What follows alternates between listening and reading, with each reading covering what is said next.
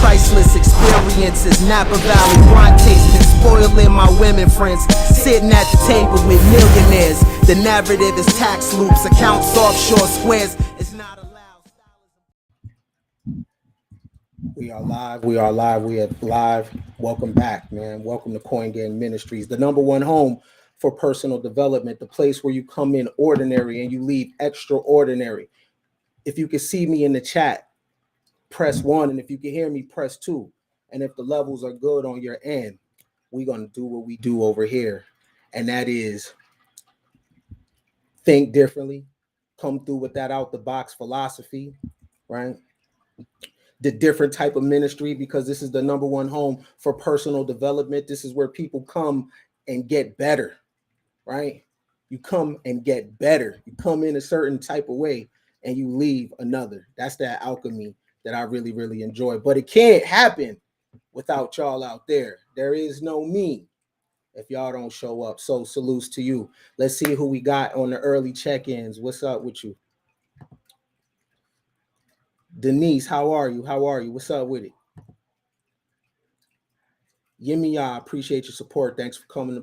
Always showing up, love. How are you? How are you? What's good? Who we got over here? Aisha, what's happening?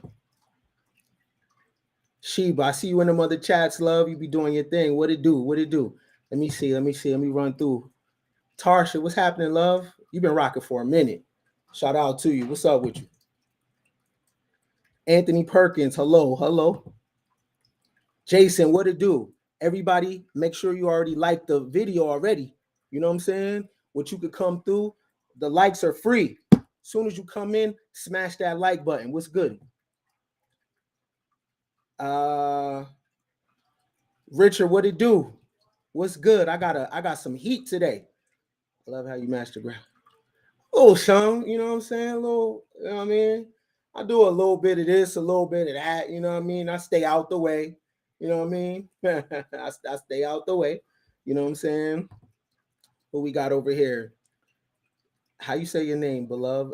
Dan, I'm going to call you D. I'm going to call you D. I'm going to call you D. Welcome, everybody. This is Coin Gang, if you didn't know. If this is your first time here, salute to you. If you are part of this Coin Gang family and you follow philosophies and our constitutions like top shelf or nothing or necessary narcissism, right?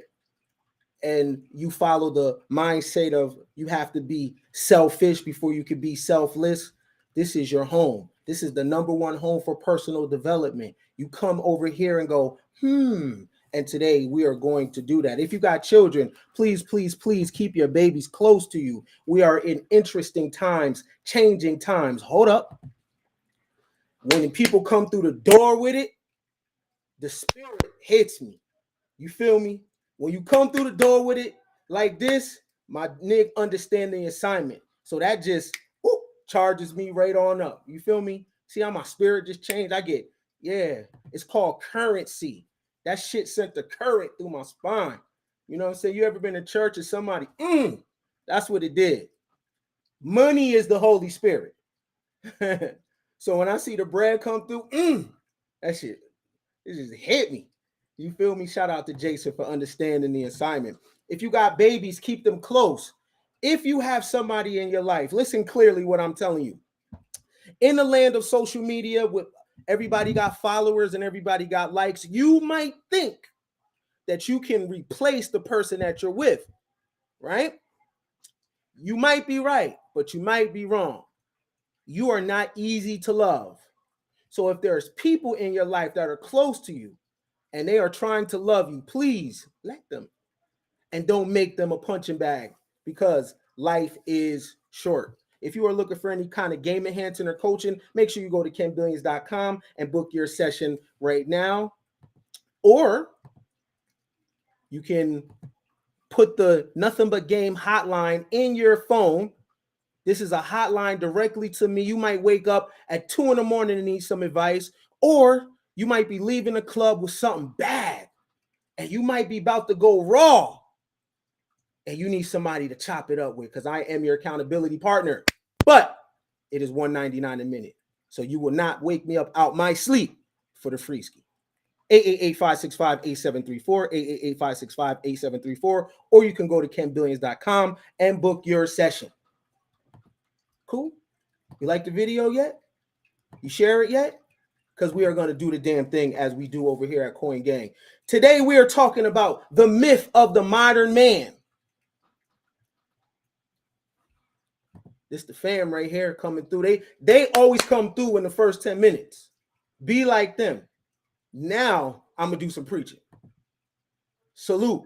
Appreciate you. Now I'm going to do some preaching. Today we are talking about the myth of the modern traditional man. So I'm going to aim my blicky at all these podcast dudes, at all these content creators, these modern men that think they're traditional. I'm going to put you in my scope. Do you know why I'm going to put you in my scope? It's because guys that are just jumping off the porch are listening to the things that you say, and it's not based on personal development. So I have a problem with you because I was that youngster that was looking for information, right? And I had to go outside and bump my head. Luckily, I survived to come and talk about it. So I'm going to put all you dudes in my scope because you are not traditional men. Far from it. And I'm going to prove it to you. You are modern men, just like the women that you're talking about are modern. Y'all are two frogs boiling in a pot of water, and you don't know the temperature. You don't know the temperatures at 400. We're going to talk about you've never even met a natural woman in your life. And I'm not talking about hair. I'm not talking about no makeup. You've never met a natural woman in your life. The only thing you know is talking points and systems that other humans have created for other people to live. People like Hammurabi. We're going to get in him to talk about him today because Hammurabi is important because here's where you get a lot of Mosaic law from. You know, your Old Testament 10 Commandments. Oh, there's an origin for that, right? We're going to talk about that today, okay? Because you have never met a natural woman. And we're going to talk about scripts and productions. Scripts and productions. Our conversation today is modern men are addicted to femininity and submission. Addicted. It's a drug. Do you notice every day there's a new podcast clip of men talking about femininity? How do men know about femininity so well? Because men created it. It comes out of the mind of dudes. Dudes looked at the female and said, why don't you act like this? The female one day was like, puh! And the dude was like, I don't like that because I want to look at you in a sexual way. So can you not do that? And then the women at that particular time acquiesced because they needed to eat food. And at the time, because of what we're going to go in today, a lot of Babylonian customs and traditions, they fell in line. So we're going to talk about that. Our conversation is the modern men are addicted to submission and femininity. Modern men say that they are traditional men or they want tradition. First, we have to know what tradition means. What is tradition? What does it mean? An inherited or established or customary pattern of thought, action, or behavior. So you can pass down ideals and that be tradition, right? Well, do modern men have a tradition when it comes to finances? Do modern men have a tradition when it comes to warfare? Because tradition is an inherited, established, or customary pattern of thought, action, or behavior, such as religious practice or social customs. I would argue that the only thing that the modern man passes down is how he would like women to live. But what is the behavior for dudes that dudes pass down? You know, father to son. When we go into barbershops, what is the customary thought pattern that we all have in common from Oakland to Philly? It's only one, and that's concerning how we see women. Modern men have no passed down thought when it comes to warfare, when it comes to reading seasons, nature. How do you know when it's high noon? Where would the sun be located in the sky? Modern men don't talk about that. The only thing that modern men pass down in terms of custom is how they would like the women to behave. It also says a belief or story or a body of beliefs or stories related to the past that are commonly accepted as historical, though not verifiable. That is key.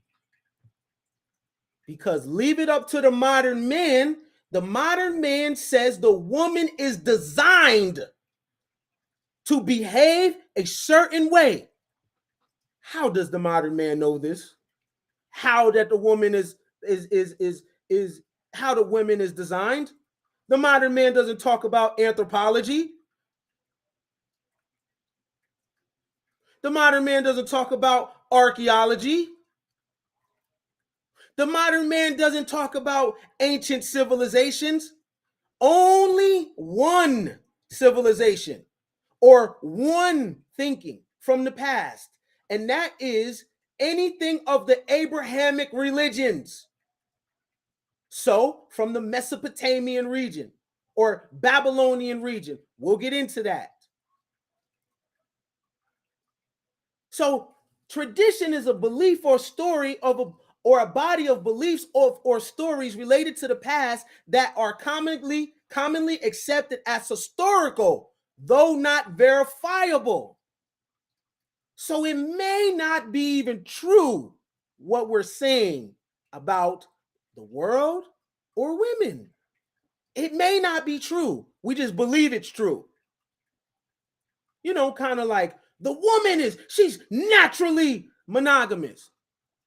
How does the modern man know that? How can you prove something like that? The modern man will say, well, because she has to give birth. And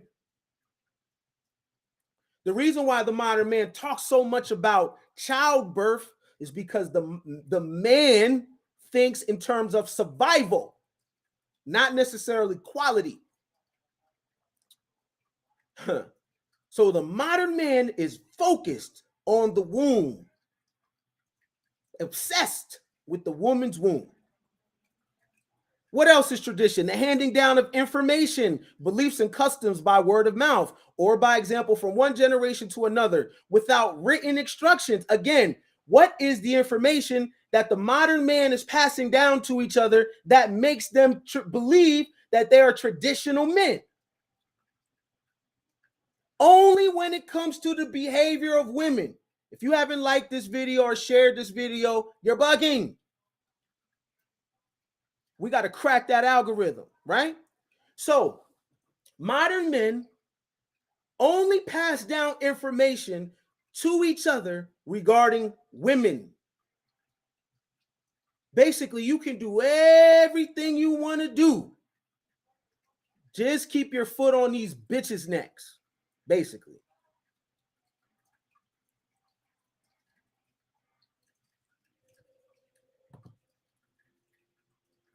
Who is our, sir? Because if you and I are the same, hit that Cash App because you and I are the same. Because you said our. So that means we have a thing with each other. All right, I'll be a part of your group. Hit that Cash App.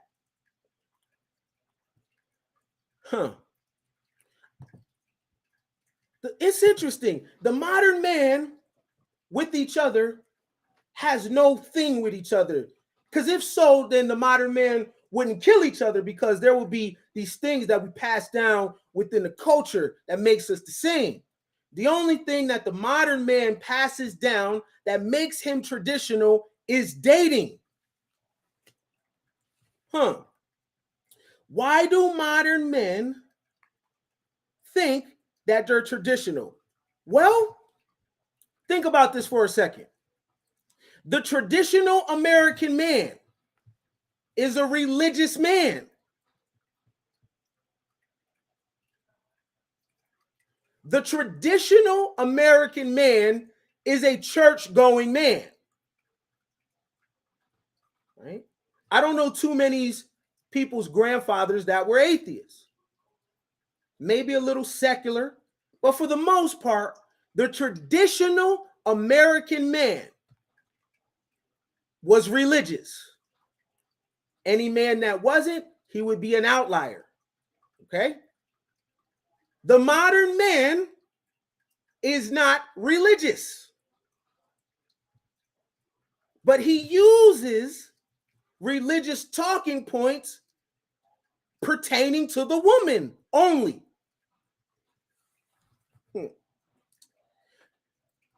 The traditional American man was also a conservative man. They believed in small government.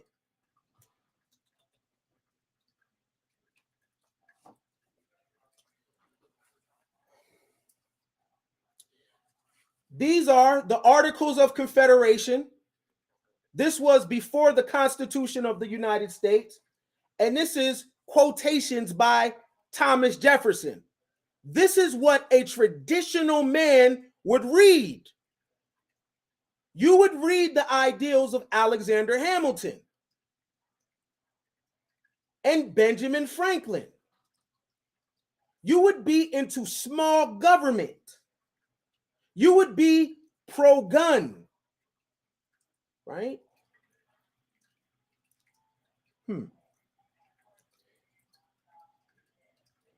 If the modern man was traditional, he would be a patriotic man. And if we're talking about the black man specifically, we all know that the black man is not a patriot to America. So he definitely can't be a traditional man because the traditional man is a patriot to his country.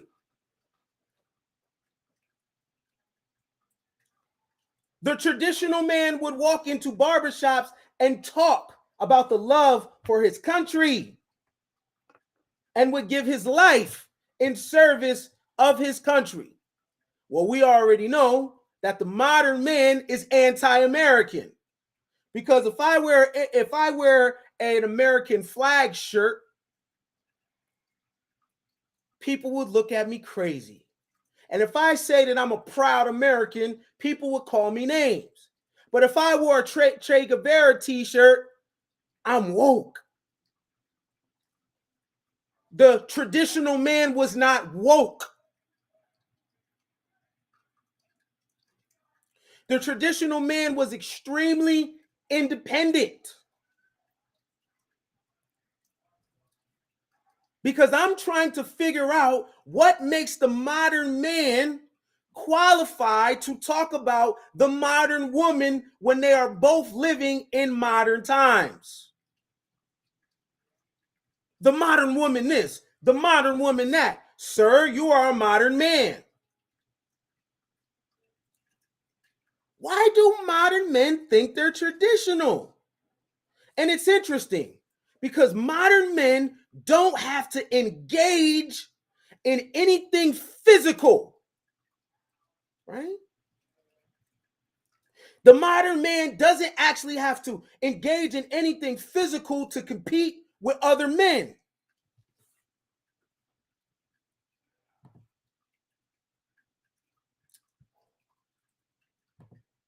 I want to just look at something real quick. I want to know if any of the modern men, are they about this life right here? It's a question for the modern men.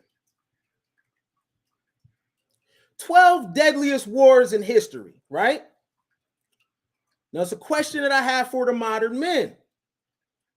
Because the modern men are very, quote, traditional how they think the woman should behave. But the modern man doesn't behave traditionally. Okay? So you got the Second Congo War, 1998 to 2003, one of the deadliest wars in history and the deadliest in modern African history. This war spanned over 5 years and caused the death of around 5.4 million people. Are any of the dudes that run these platforms talking about female nature and female behavior, are any of the men, was they a part of this war? Did they serve? Did they clash with other men? Right? Any of them? Do they have marks on their knuckles from being in a harsh environment and it's kill or be killed? Because traditional men are war ready. Traditional men coming from humble beginnings were always fighting in a king's or a rich man's war.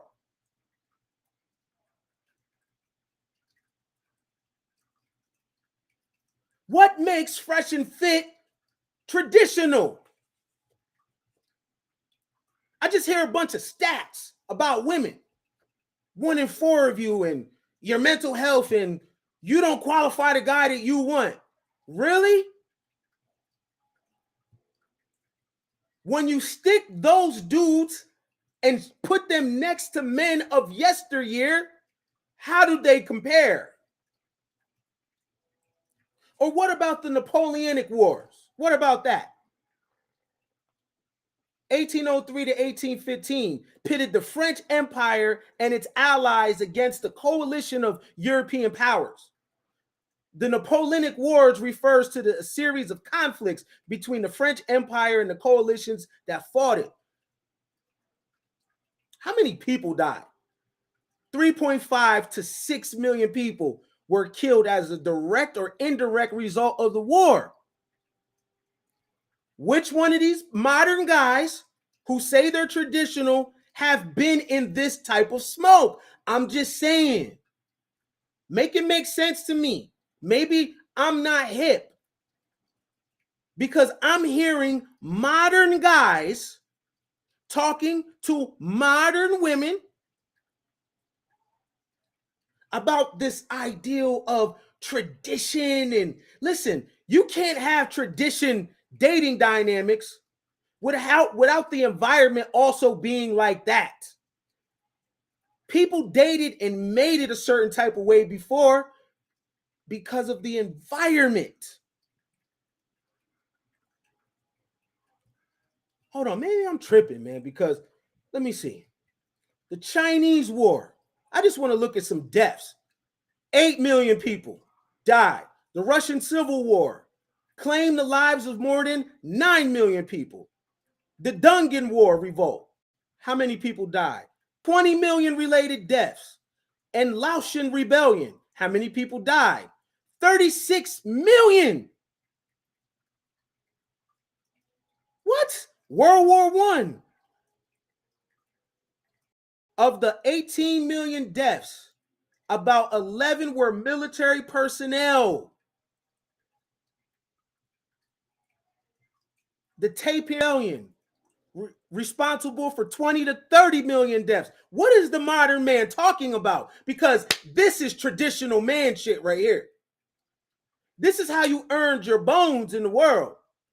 What is the modern man talking about? The Dynasty, 25 million deaths. The Second Japanese War, 25 civilian deaths. 4 million Chinese and Japanese military deaths. World War II, 70 million people dead. Dead. Why am I bringing this up? Because this is how a traditional man earned his bones.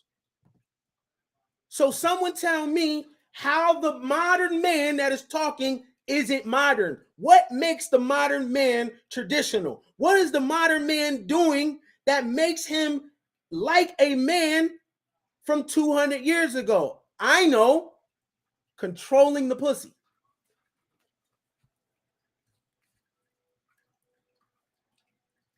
That is the only thing that when men look at the past, that they are all in agreement over, that you must control the vagina. But where did that come from? We'll get into that in a second. Can anyone in the chat tell me how modern men are traditional? What is it that they do that makes them traditional? What? The marriage practice? Getting on one knee? Is that it? Do those men have a tradition amongst themselves about a standard behavior? No. Is there a financial behavior that is traditional among them? No. Is there a patriotic behavior that is traditional among them?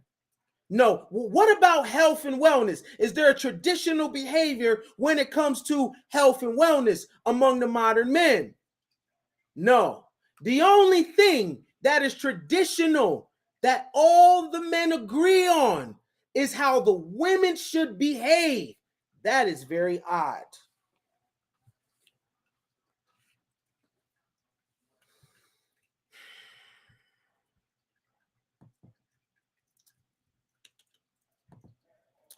I love the movie Troy, one of my favorites, right? Story about heroes and men that were willing to go to war for name. Did you hear that? For their name. Glory. That's what it was about. What is the modern man doing for glory? Is the modern man putting it all on the line for glory? Hell no. Because you would have to push past talking points. You would have to do something that other men are scared to do, aren't willing to do. What is glory to the modern man? Achilles wanted glory. So, let's just talk regular 3D.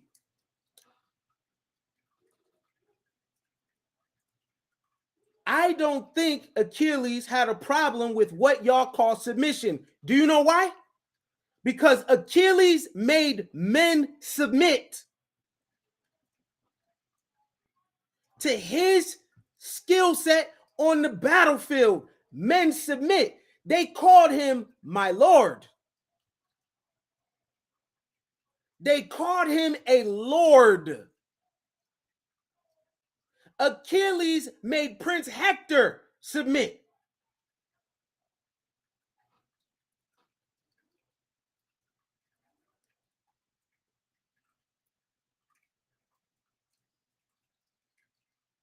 The modern man would have more status, more things, more position in the world if he can make other men submit instead of women submitting.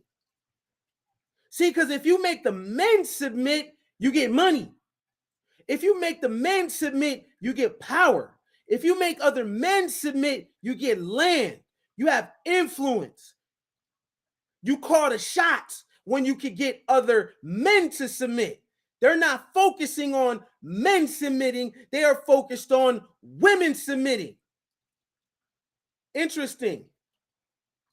While many of these men openly talk about the system of white supremacy, make it make sense.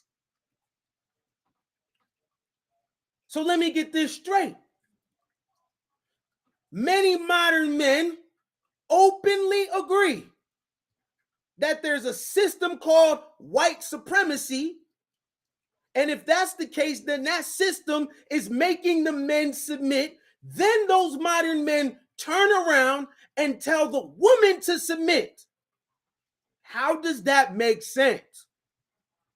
That's not how it works. You would have to be like the character Achilles to get submission from a woman. Do you know why? Because you make men submit. Submission is not a one-way thing. You have power over all that you come in contact with, not just women. You're able to put men under your wing also. When you talk, men be quiet and they listen. And you don't talk ambiguously. You don't say, well, men are this, men are that. You say what you are. Do you notice all the male content creators, they talk about what other men do, what other men like. Talk about you. You lay the format for how you think humans should live because you live like that. Put it all on your shoulders. Go for glory because that's what a traditional man did in the past. They put it all on themselves. They didn't talk about other men and what other men are doing and what other men are not going to accept from women. Do you hear how these dudes talk?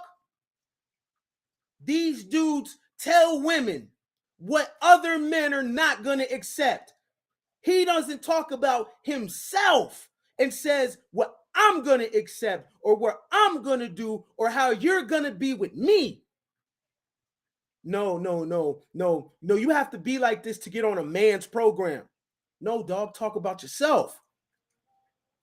The reason why you can't talk about yourself is because you don't have the ability to make other men submit.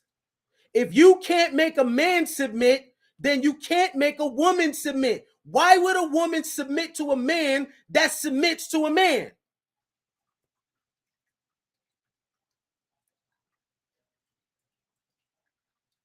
Achilles died a beautiful death in war.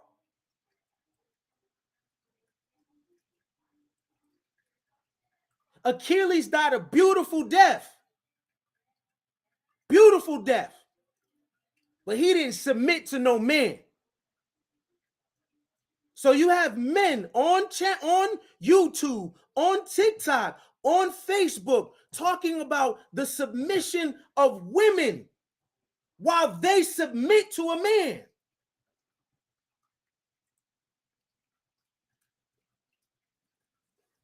Another way, the modern man, if this is what you want to do,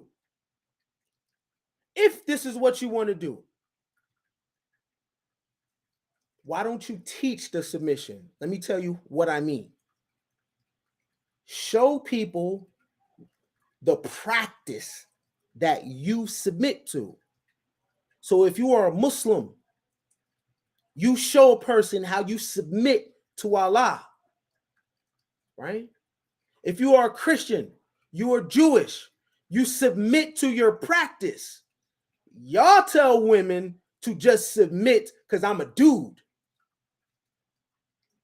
That's not how it works. Because submission is not natural to the human being. First off, the human being is just like the rest of the animals in nature. Domestication is not natural to us. So if you are a person where submission is part of your program, why don't you show people what you submit to, your practice? That's how you be right and exact. That's how you become righteous. You teach what you're talking about. Show me. You want me to submit to you in a relationship? Show me. You want the woman to submit to you? Show the woman what submission looks like by you submitting to a stronger and higher force than you, like nature, or like your belief in the supernatural. Don't talk about talking points. It might work for a minute if you got a little money, but human's gonna human.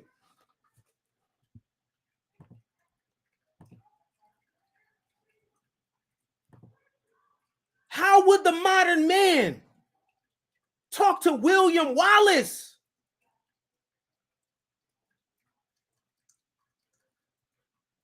In the movie, he was cut open.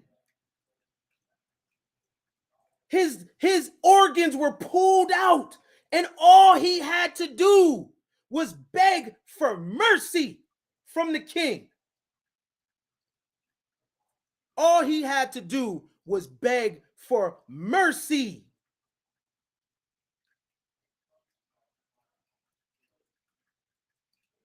That's all he had to do. Beg for mercy. What is the modern man willing to put on the line to where his insides are pulled out? I hear you. All y'all do is talk about women. What do you do in your real life? What do you stand on that you would face your insides being pulled out? Well, we know you wouldn't do it for country because the modern man is not patriotic. The only thing that the modern man is traditional is based on how women should behave. Here's the thing. Maybe, just maybe,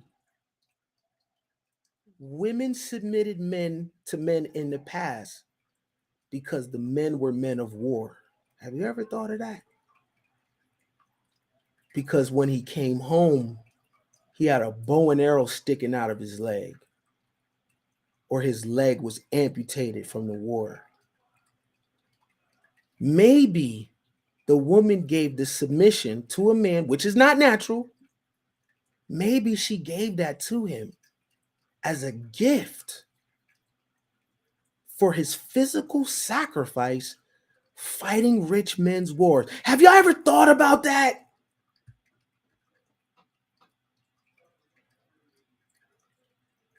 Because those men didn't have nothing else but that effort that they put out on the battlefield. So in exchange for that, the woman gave submission. The woman gave some food and a massage. Do you know why? Because that's all a man of war had at that specific time. But the modern man is not a man of war. The modern man is a man of talking points. The modern man talks about women's hair. The modern man talks about women's makeup. Well, if women could do it, why can't I?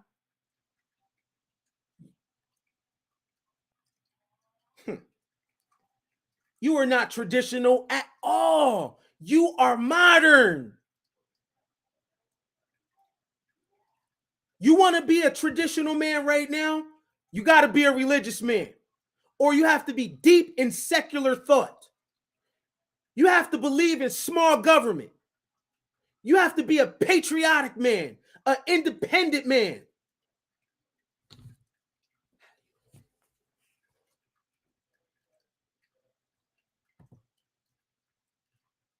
When people say most, I always be wanting to know, how do you know?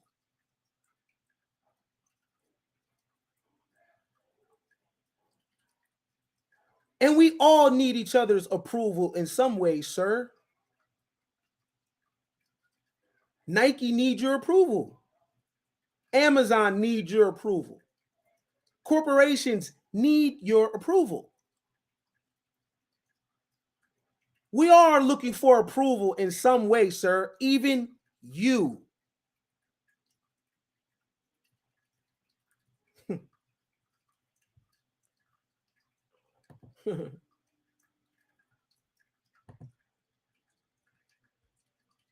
Is the modern man like the samurai? Have y'all ever read the book Bushido?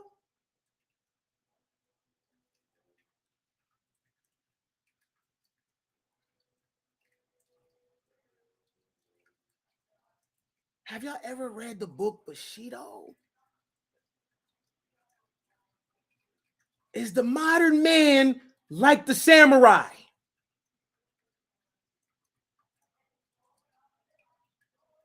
That the samurai would rather fall on his own sword before betraying the craft. Huh? Because I listen to the modern man, I don't hear no principle. I don't hear anything that the modern man is willing to give his life for. What I do hear is talking points.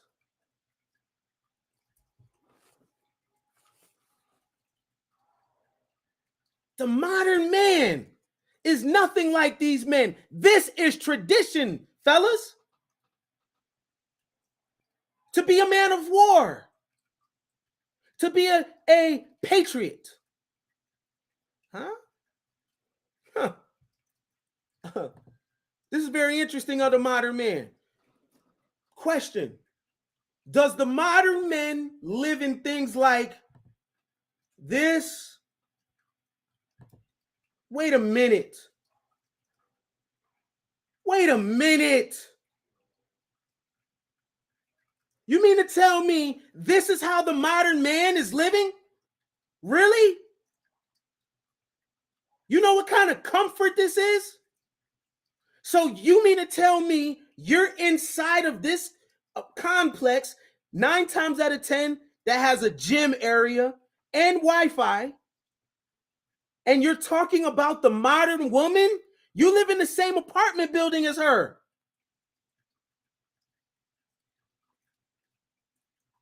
Am I talking about the working man? Nope. Am I talking about the man focused on personal development? Nope.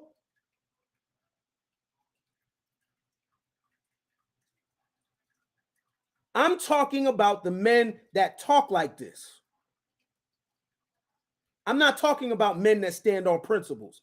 Men that stand on principles don't stand on talking points. But you mean to tell me that the modern man is living in this building with the modern woman, but then the modern man comes online to talk about the modern woman? Really? You're in the same building as her.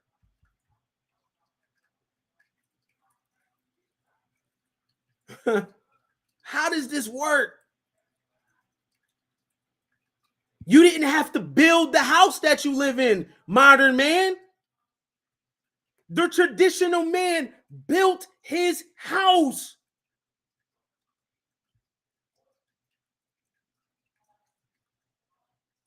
The traditional man has scars on his hands from nailing a nail through his hands, building his house for his family. Huh?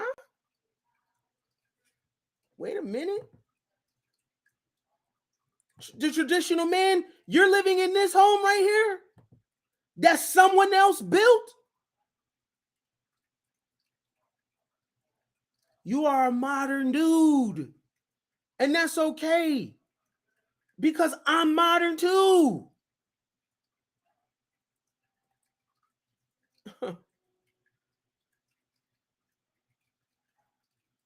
You are a modern guy. You ain't build this house, but you're going to move in it. Other dudes built it. And that's fine. Just say that you have an addiction to submission and you don't know how to get it now because you're not a man of war. You don't know how to get submission or this thing called femininity. You don't know how to get it because the person you're trying to get it from has the same shit as you. So you don't have a personality outside of money. What if your humor could get submission? What if your discipline could get submission?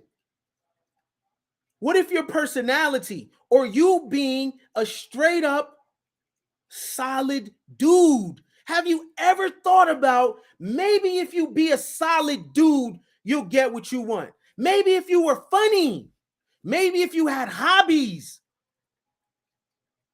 maybe if you were interesting.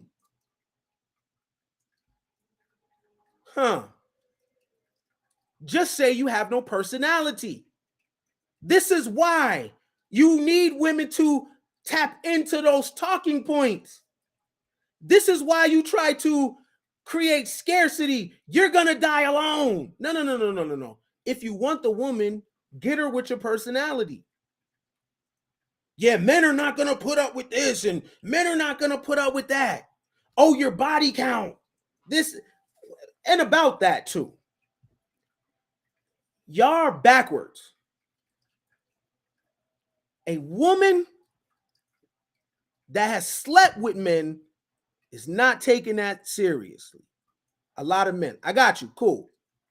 But you take the man that has killed men seriously.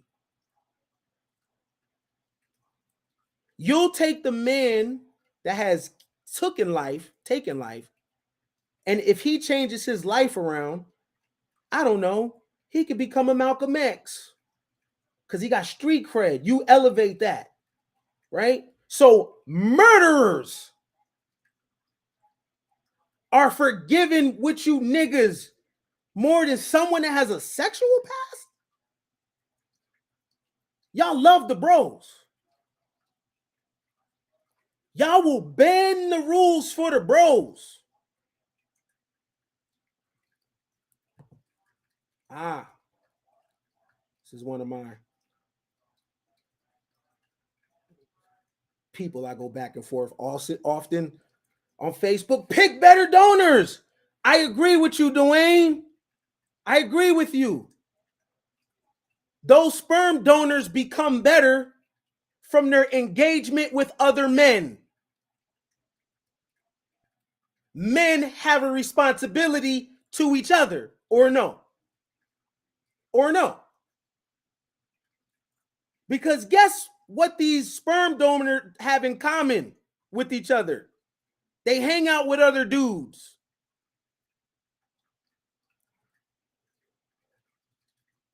So, for men to continue, for women to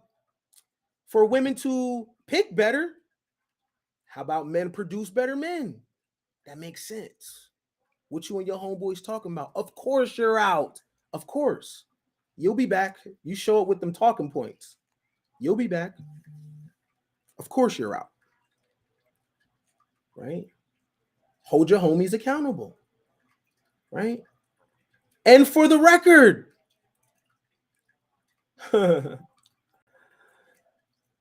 a simp is a trick, just so we're clear. A simp is a word that was used by pimps in the game to describe Johns. Y'all do know that, right? So people like Rosebud use the word simp. People like Pimpin' Ken, Fillmore Slim. Let me tell you how I'm not so simpish. When I seen Fillmore Slim on Fillmore Street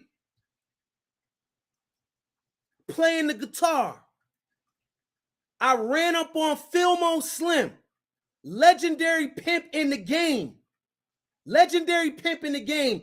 Gave him all the money in my pocket. Because you were OG. I said, I don't want to embarrass you. I don't know if you need it. I don't care. But you were legend in the game. Here go my bread.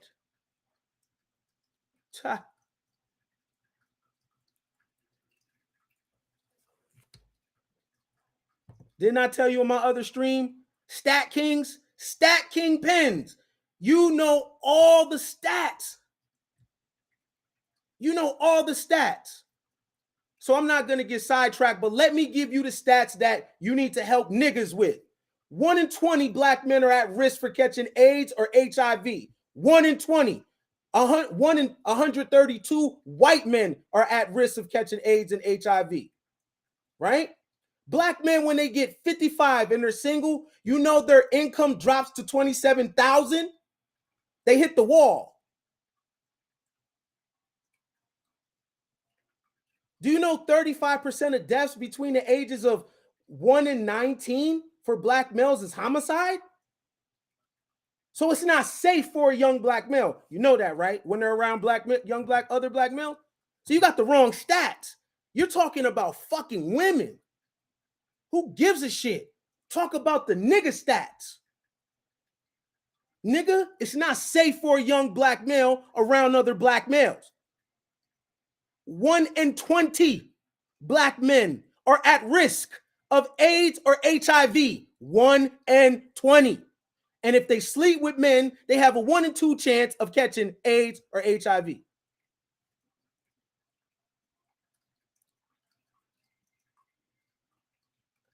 Black men have 7-year less lifespan than other men of other races. 7 years less, sir.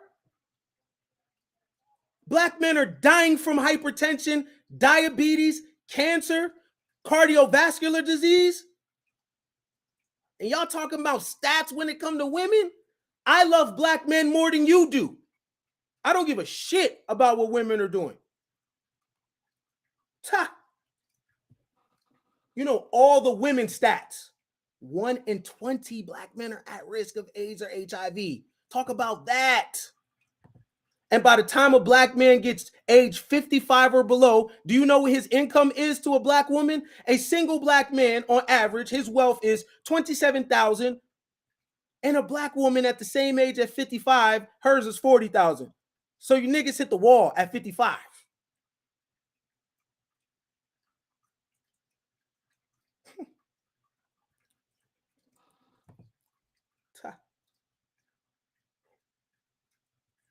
Wait a minute. You mean to tell me the modern man gets his food? The modern man gets his food from the grocery store. Wait a minute. Traditional men have a history of killing what they eat.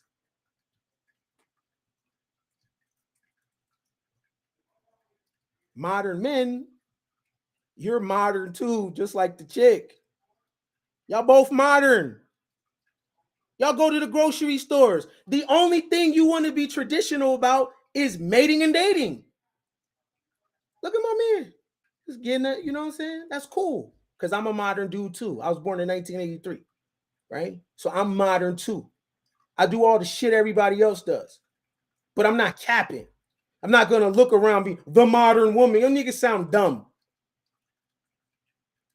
You sound dumb.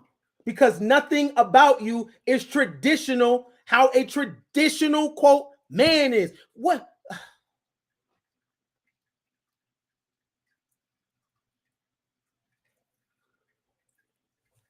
The modern man. Wait a minute. The modern man can call the police if he got a problem. The reason why I don't take none of the smoke serious that I get online is because if we get into it, you're going to call the police.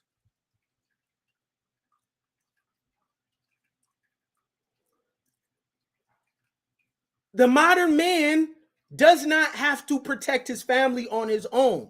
The modern man can call the police.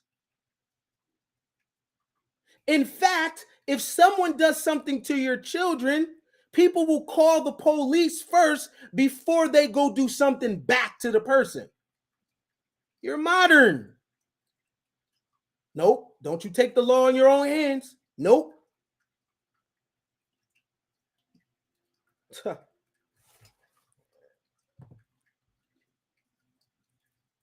Wait a minute.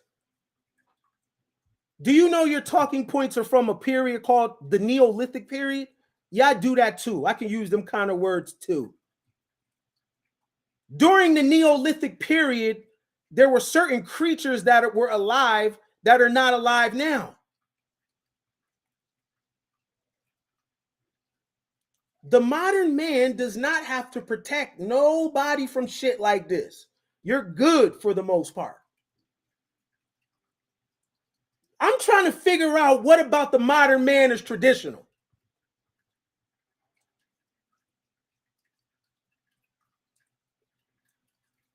You live in a country that has the best military in the world. You're good. These kind of things are not jumping through your backyard, fam. You're good.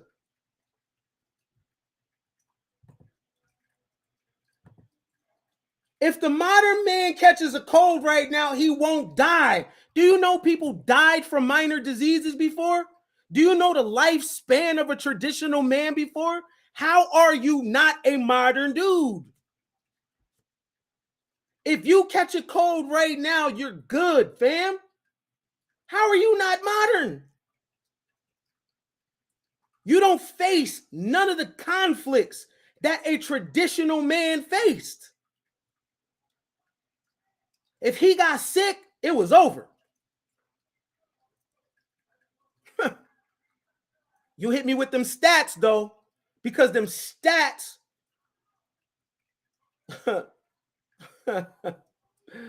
Yeah, that's what you go them stats. Oh, what about these stats? Y'all stat kingpins, but you can't tell me no stats about y'all. I know the stats about y'all. Stop at 5. You could, man, listen, you could go to the hospital right now and get treated for something. Things that would have killed a human being before. How are you traditional? Wait a minute. How are you a traditional man? You got this at your disposal. During the quarantine, streaming was popping. How are you traditional? You have entertainment.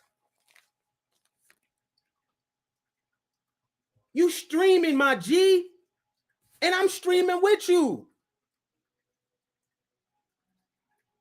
But you're talking about the modern women. Y'all behave just like the modern woman. Y'all both got Netflix accounts. Y'all both got Hulu accounts. Y'all eat the same food. Y'all visited the same ice cream man when y'all was young. The only thing that you want to try to hold on to is this ideal about how women should behave, though. And those ideals came from people in power. That's not the natural behavior of the woman, though. But let's say it is for a second. They were behaving like that for men of war.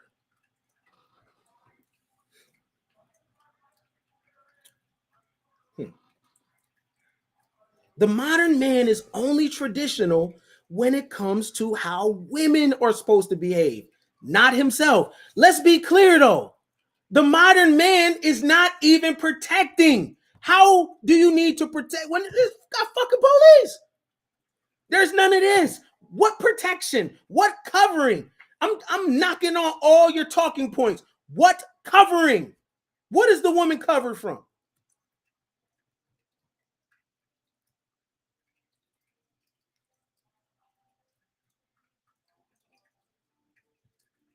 What covering from what?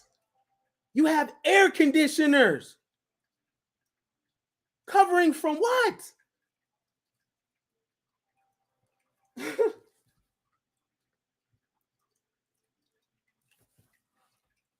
I'm going to tell modern men the truth.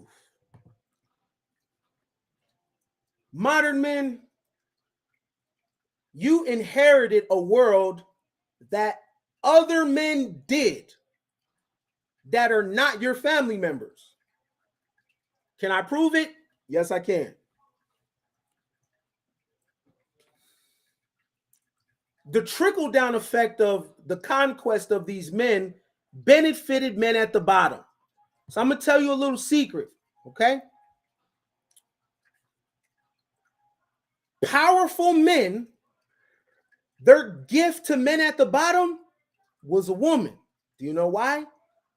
So men at the bottom wouldn't challenge men at the top. Because men at the bottom will kill for women, not wages, though.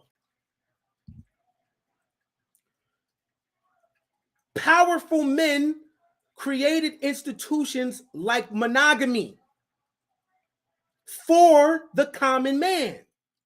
So the common man can have control over something, because without the women, the men at the bottom would begin to unify and challenge the men at the top. Very, very smart.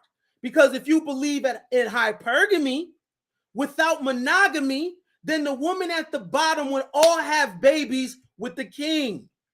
But then the king wouldn't be able to rule because the men would rebel. So give the men at the bottom women.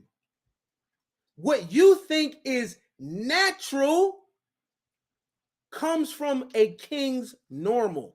What I mean by that is ideals from kings is the reason why the world looked like it is. This is what I mean by talking points. Men control access to marriage. How? Because a man asks a woman. So if all the women begin to ask a man for marriage, would men have control to access? And then how does women control access to sex? Do you know how many bodies I got? Do you know how many women I've been with, sir? And do you know how much twat I turned down? How do they control sex when I participate? Like, these are the YouTube talking points. This is KS all day. This is a Kevin Samuels talking point. Men control access to marriage. No one ever stops to be like, what does that even mean? How do men control marriage? Because men ask? Well, I'm beginning to see women ask men. And how does a woman control access to sex? What does that even look like? See, I'm not an incel. So what does that look like in my world? A woman control access to sex. I turn down pussy. So how does she control sex? I turn down women that other dudes really, really, really want. How does she control the sex? See them virtual talking points? It's never challenged by real, like, what does that mean? A man controls access to marriage. Why? Because he asked? So that is the thing that I'm talking about. Of only thing that men hold on to is tradition when it comes to women.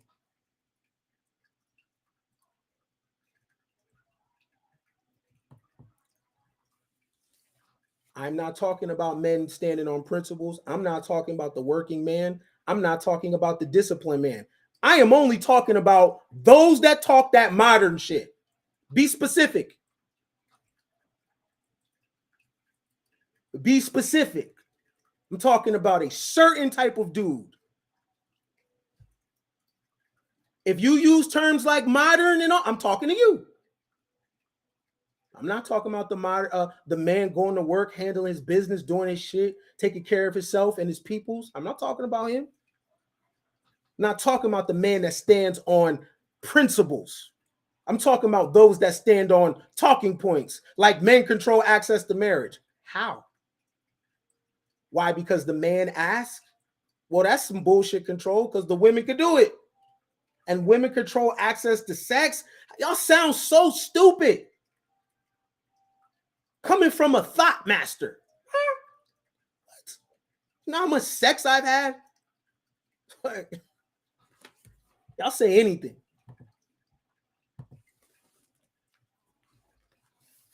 Let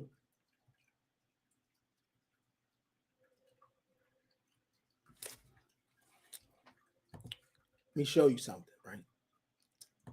Because it's funny because people think what is natural or what is normal is natural, right? People think what is normal is natural. Normals are created by conquest.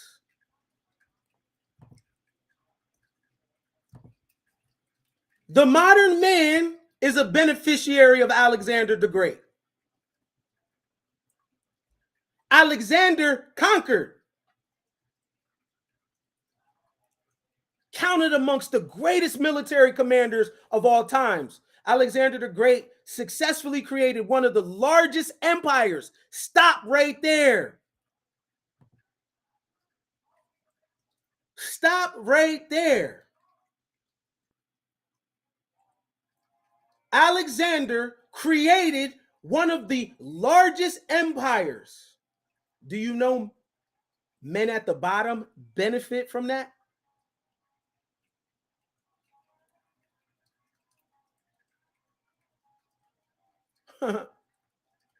The world that you think is natural was created by other people's conquests, and you inherit it.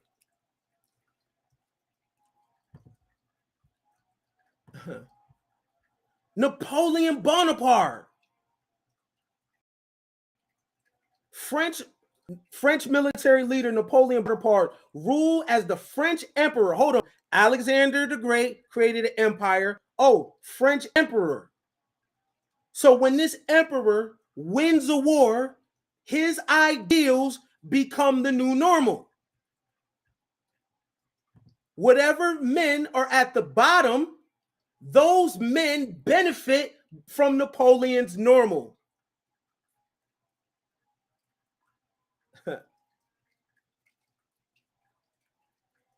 This is interesting to me because the modern men, you don't know how things got this way.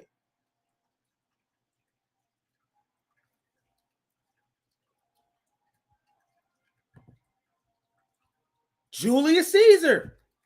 Julius Caesar is considered one of the greatest military commanders in history and played an important role in the events that led to the downfall of the Roman Republic and the rise of the Roman Empire. Man, Genghis Khan. Which modern man can stand next to these men that I'm talking about?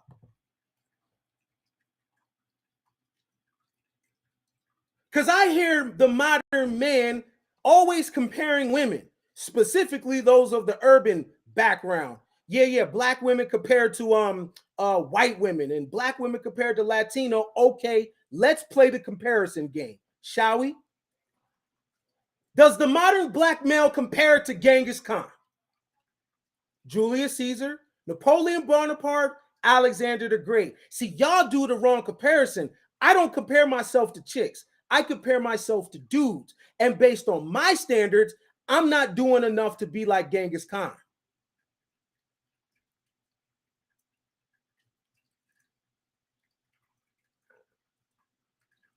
I'm not doing enough like Napoleon.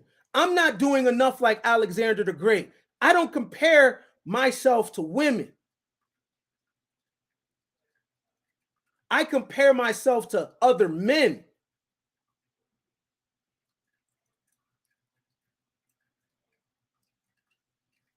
I can't tie Alexander the Great's shoes. That's what's important to me. See, you don't want to be compared to white men. You don't want to be compared to other men, but you will put women against each other. That's sucker shit. Compare yourself to other dudes. Talk about what dudes do. That's how you know you're a modern man. Yeah, white women and do this and black. I've had all women, and guess what I've learned? All their pussy is pink. That's what I've learned. And I've got the same thing out of every last one of them. Do you know why? Because I'm me. Because I walk through the door as the same dude. Doesn't matter if it's a white man. Doesn't matter if it's a white woman, a black woman, an Asian woman. I walk through the door as Ken. And I get the same thing out of all of them.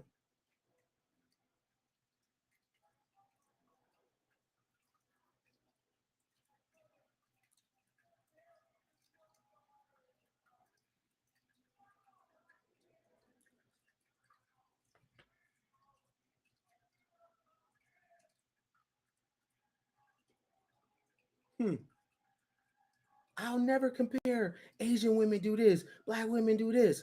I don't know where y'all grew up at. Right? I don't know where y'all grew up at. Ken gets the same thing from every woman. Ken doesn't get disrespected. Ken doesn't get talked to crazy. I lead with respect, always. Doesn't matter who you are.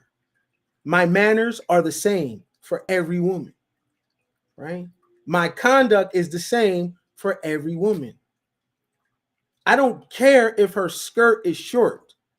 I'm the same Ken. I don't care if she's disrespecting herself. I'm not going to do it. I'm the same Ken.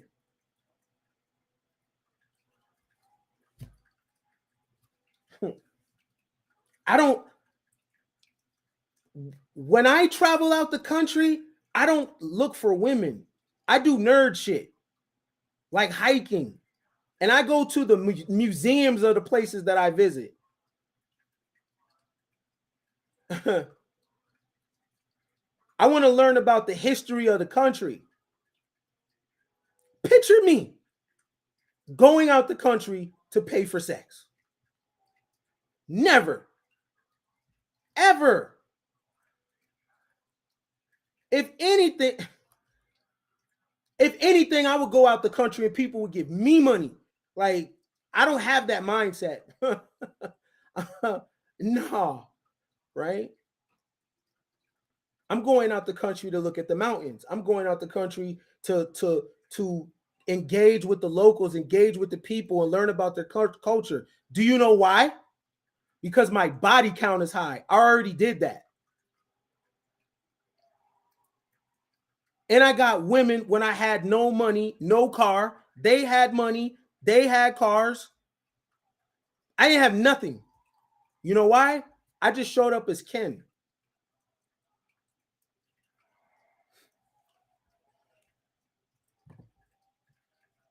You got Augustus. More men that shape the world through their perspective. Ashkoka. You ain't even never heard before, huh? Ashkoka, the great of the Maurya dynasty, was the grandson of, I can't say that, and ruled the Indian subcontinent. Charlemagne, also known as Charles the Great. The world has been put in the image of what these men have thought about.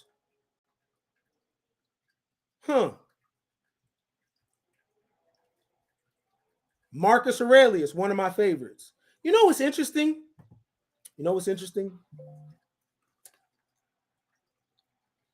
Marcus Aurelius has Marcus Aurelius Meditations on YouTube, right?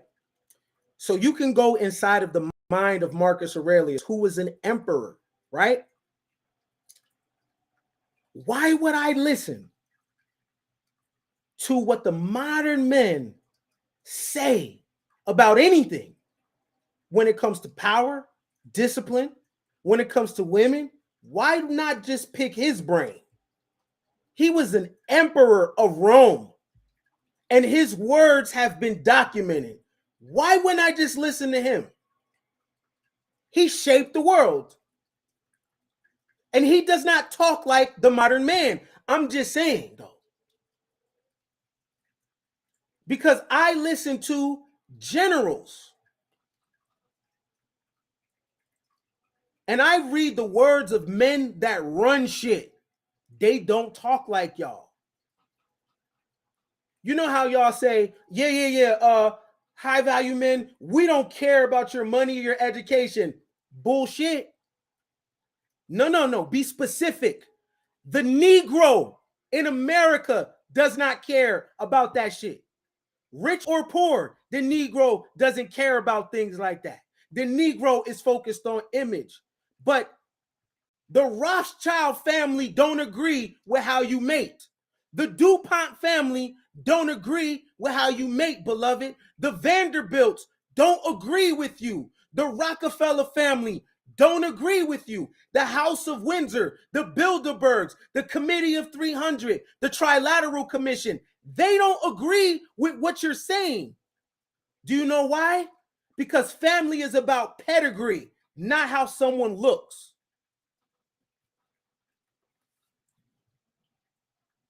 How can the person that claims a slavery history all of a sudden be the standard of to describe what men of power do? Really? Well, we can go look up the men of power, and they don't do what you do, and they don't talk how you talk. what you find is their women come from very, very high stock, very much educated, very much skilled in different crafts. No, that is Negro talk. But the Negro in America, you're not in a position to correct or set the tone for anything when you don't even know your status. How can the Negro talk about anything and he thinks he's fucking black? You don't even have a nationality. You definitely can't tell the rest of the world what high value men do because you believe money makes you high value.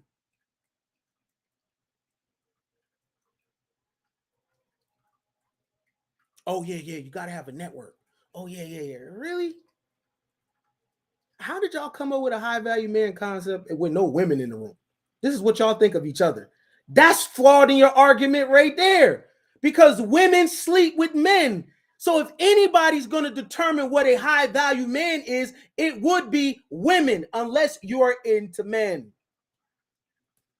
How could men gauge what a valuable man is when you don't deal with men in that space? Unless you do. That's your business.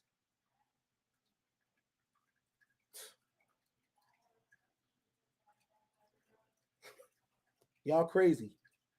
You're out of your mind. I'm convinced. Y'all say anything.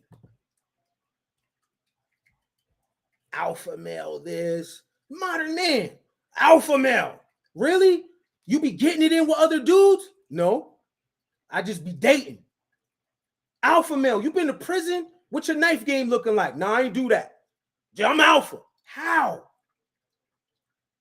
How? Hold on. Wait a minute.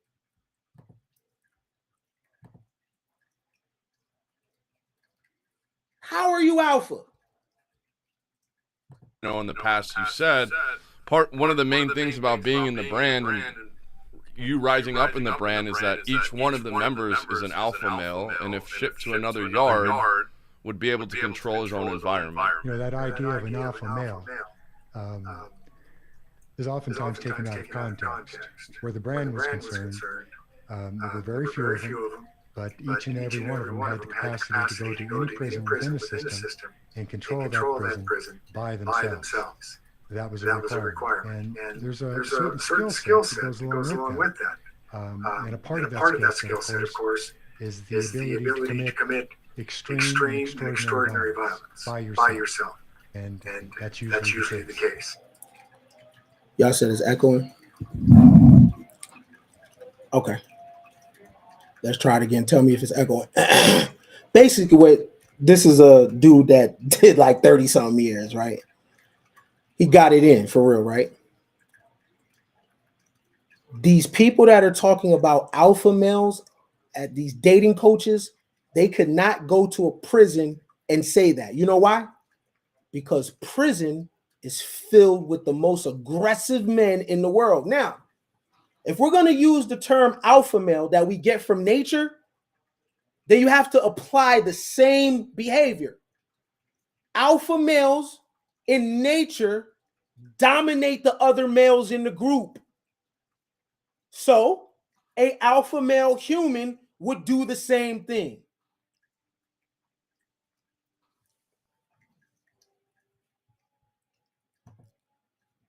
Aren't you on here? Sir, you're modern. What the hell's wrong with you? You are on here with modern women. Aren't you living right now? Yes, you are modern. The only thing your ass is probably traditional is how you think a woman's supposed to behave. You're on a damn device. You are modern. Why is that hard?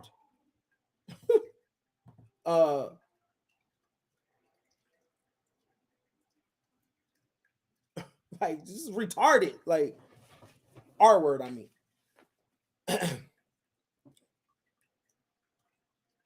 The modern man talks about being an alpha male, but the modern man has one problem. For you to be an alpha male, you have to go get that title from other men. You don't get the term alpha male from women. You get it from men. That's how you get alpha male. By your ability, first of all, to carve out a territory that other men wouldn't dare cross, right? To impose your ideology, your culture, your ways of life on other men. If you don't understand the language, the yard is the prison yard. An alpha male, based on what this guy says, who would know, you got to go to that yard and make it yours. Do you know what men are there? See, tripping. As much as y'all talk, y'all don't realize how girly you really are. Y'all modern dudes don't realize how girly you really are. You're an alpha male in dating. Fuck is that?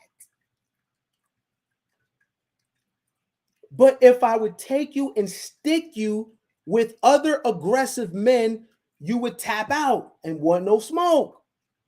But they are alpha males because that's what the term was applied for. Being able to dominate the males around you. When you dominate the males around you, you get the woman. Now, again, I ain't talking about the working dude. I ain't talking about the man that pray every night. I'm not talking about the man that stand on the square. I'm not talking about that man that lives by codes and principles. I'm talking about talking point men, stat king men. That's who I'm talking about.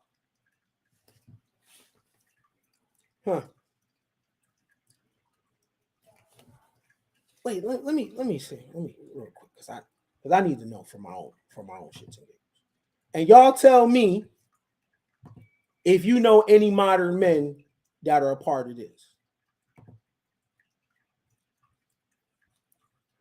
You tell me, because these modern men say they're into being traditional. All right, cool. Press 1 in the chat if you know any modern men that are down with the Immortals.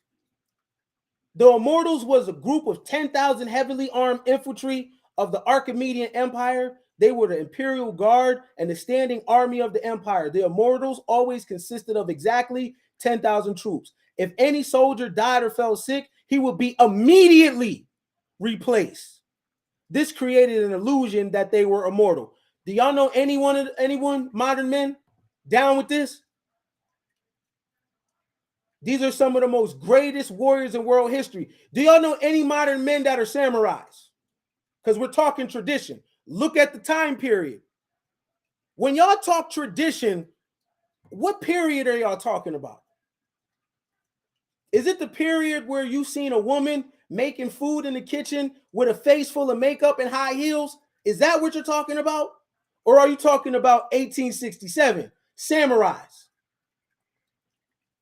The samurai were fierce warriors who were skilled in sword fighting. The most famous weapon used by the samurai was a katana in a sharp, slightly curved blade. Many samurai also used the bow called yimi.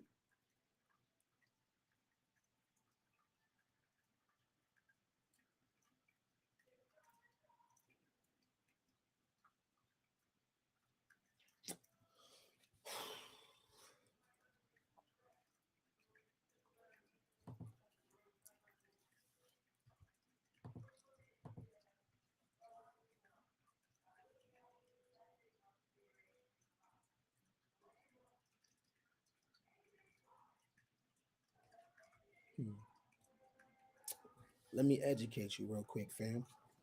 You just throwing me lobs and lobs. I'm glad you're coming. You're coming with all the red pill talking points, and I'm going to chop them all down. Appreciate you, fam.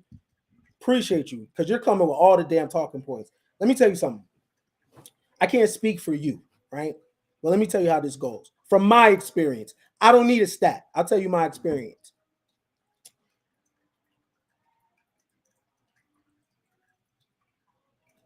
I've always got my way with women because of respect, never money. In fact, let me tell you something, Mr. Dwayne. The more money I made, the more garbage women I was around.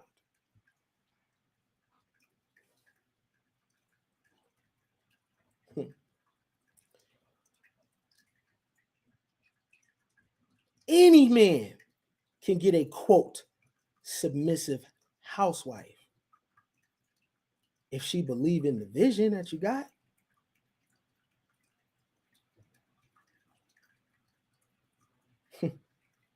Any man. I don't need to talk stats, dog. I'll talk personal, real shit. The more money that I ever made, I was around more garbage women. They look fire though. See?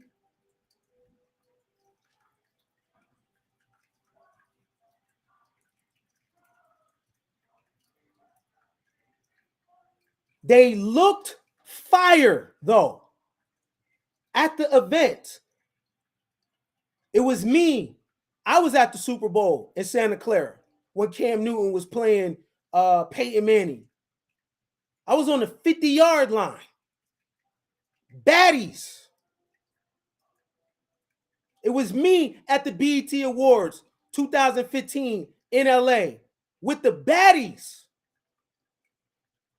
None of them was worth a damn. See, this is the thing. I never needed money to have a good ebb and flow. So the money didn't do anything but attract bullshit. Because I never got chose up off that.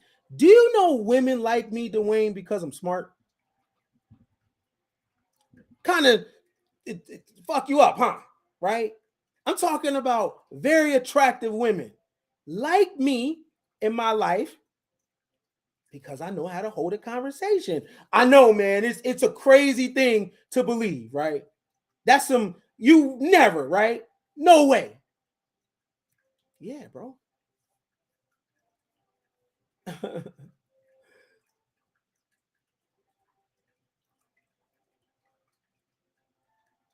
Do you know I was pulling women in Benzes with no car? I was taking the bus.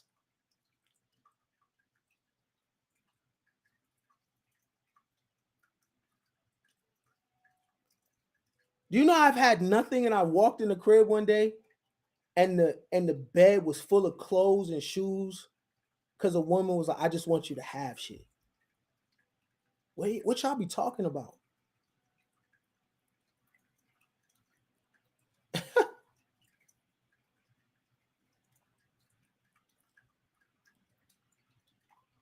These talking points are dangerous because it's not the real world. It's a way to engage with the world in an impersonal way. And every time I hear them, I know it's anecdotal, but I talk my experience. And I don't got hazel eyes. And I'm not 6'5". I'm 5'9". I got flaws. And it's nothing for me to spark up a conversation with a woman, get her number, and take it from there. Nothing. Let me tell you that something that you don't know about women, Dwayne. Women can spot a lick. They don't respect a lick. They'll even have babies by a lick. They will even marry a lick. Y'all have lick language.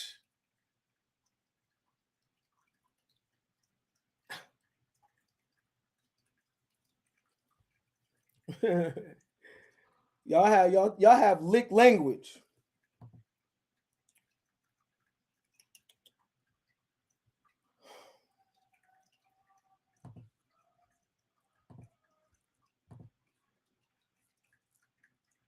Wife. Because that's what this is all about, right? Wife, wife, wife. He that finds a wife finds a good thing. Well, when you talk about words, it's important that you know what they mean.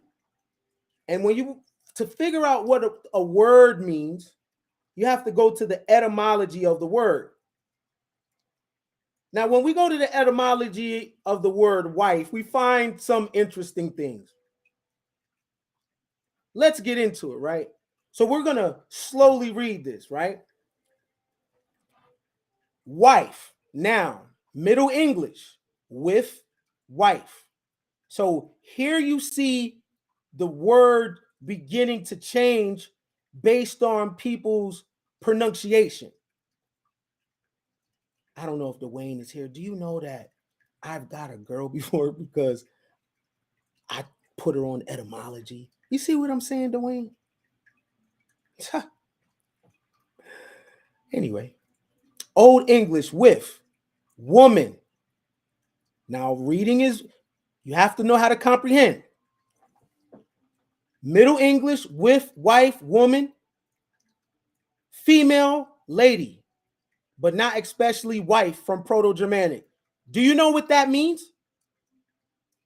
That means when the word wife originated, it only meant woman.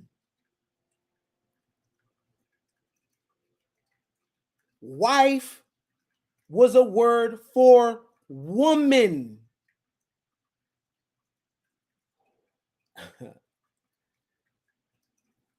Woman.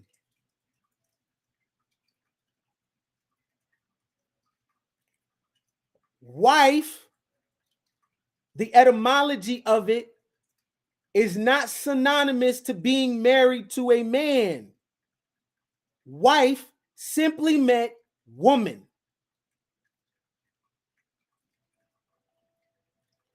Now, let's go down just a little bit so we can actually see something interesting about the word wife, because this is the reason why modern men are talking about wife so much. Apparently felt as inadequate in its basic sense, leading to the more distinctive formation wifman, source of woman. Dutch wif now means in slang girl, babe, having softened somewhat from earlier sense bitch.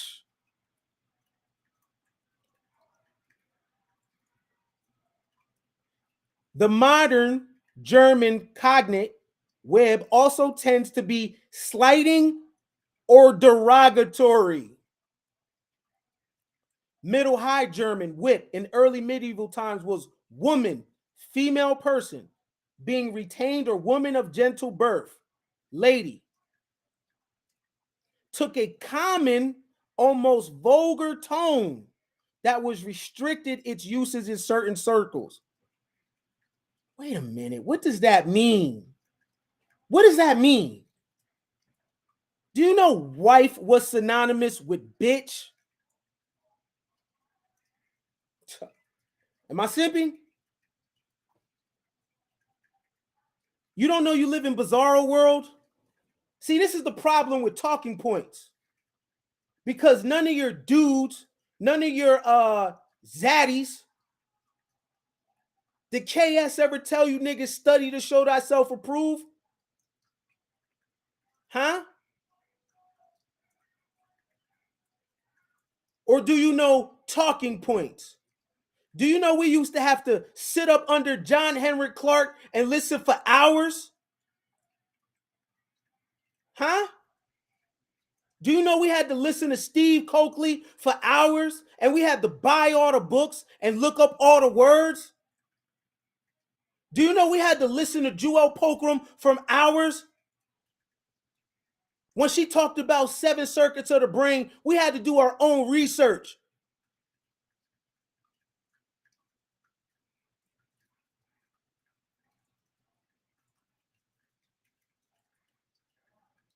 What you know about the old nation of gods and earths? If you didn't know today's mathematics, you getting hands and feet put on you. What you know about Malachi York before the court case, copping books from the Nawapian Nation stand? Nigga, y'all don't do this. Y'all got subscribers.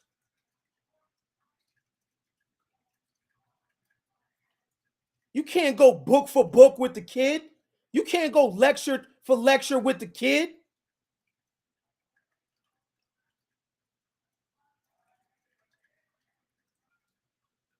Elders don't smile when you walk in the crib.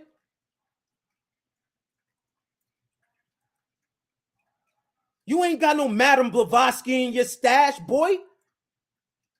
You ain't got no Albert Pike in your stash, boy.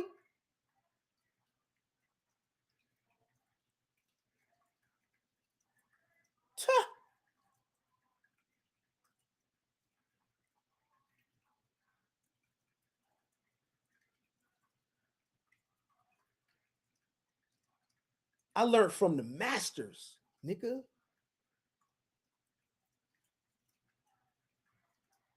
They ain't have no talking points.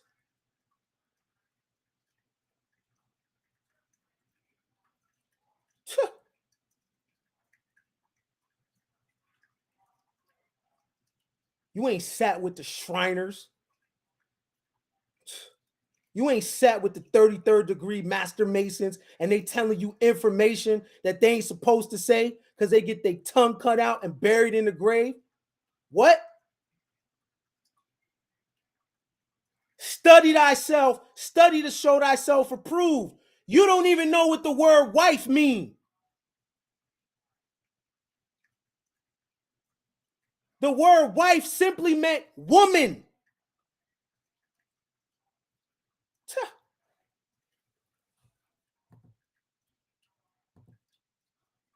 You don't even know that the word mistress was more valuable than a wife.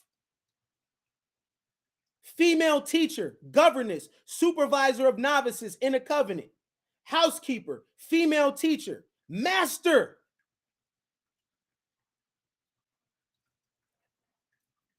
Master.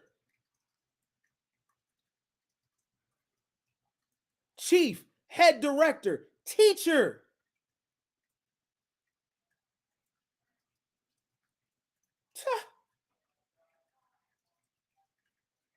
When a man wifed a woman, that was a curse for her.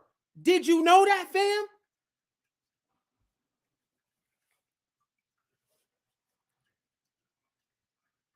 Did you know that it was better to be a man's mistress? Shit, sometimes even to this day.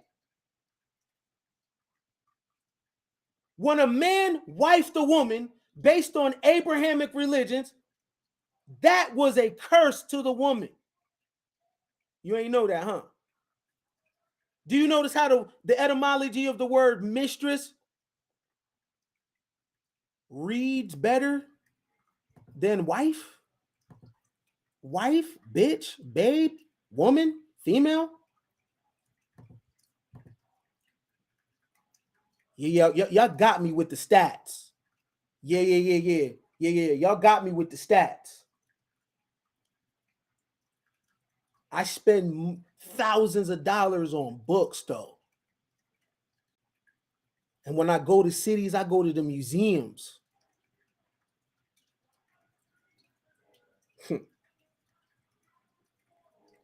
I go in nature and look at bugs and shit. Yeah. Y'all stack kingpins, though. 45%, 60%. Yeah, nigga, go outside. Go outside, fam.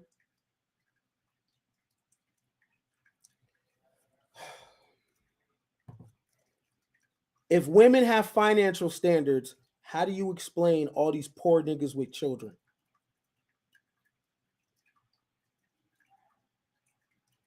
Also, can y'all be specific? What men have appearance standards?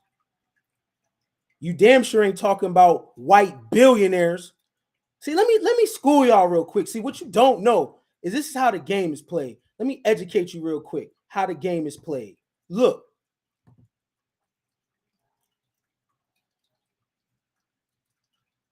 based on history, men's mistresses are usually the beautiful one, not the wife. Y'all say anything. Women have financial standards. Really? Then the birth rate in the black community will go down. What are you talking about? How can you tell me that the black community has a wealth gap and needs reparations, but the women have a financial standard? If that's the case, they would stop giving birth to babies, right? Come on, fam. Y'all say anything. But y'all not talking about what I'm talking about, though. You're talking red pill shit. You're not talking about what I'm talking about. You ain't even know what the word wife meant. You thought it meant to be married to a man. Actually, it don't. It just meant women. Surprise, niggers. Woogity, woogity, niggers.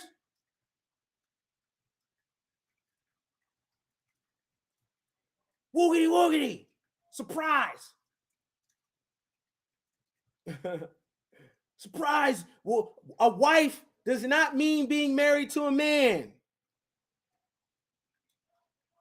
A wife simply meant woman.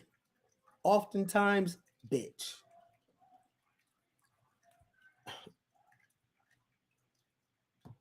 I'm not done cooking and drilling.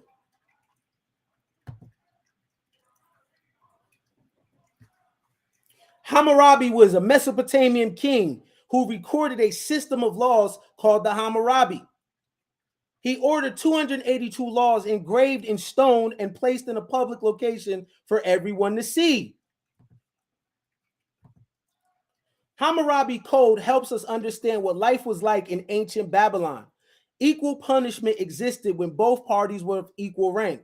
The penalty for injuring a woman or a slave would be less than the penalty of injuring a free man.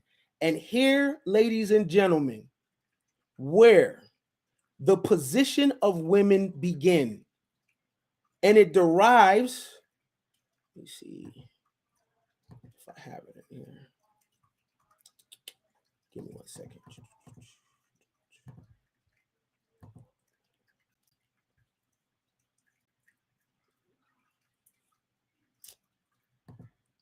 See this area right here?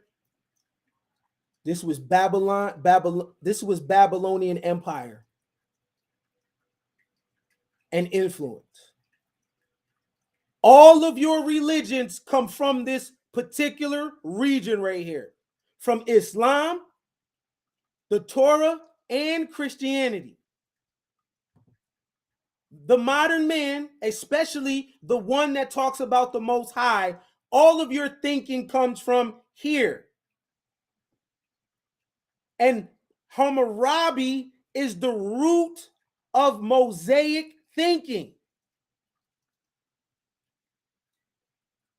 You see, Babylon, the influence even stretched into Egypt.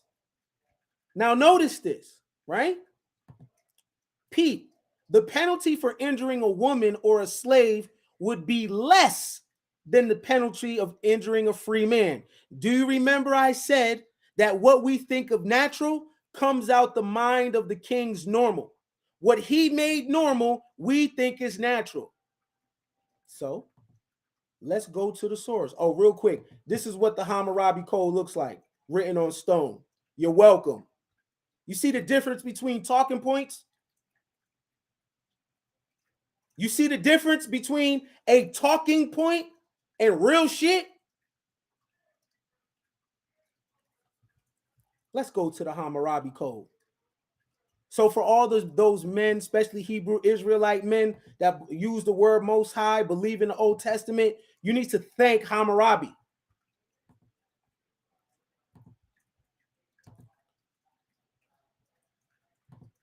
Now I'm going to read some of the Hammurabi Code, the laws.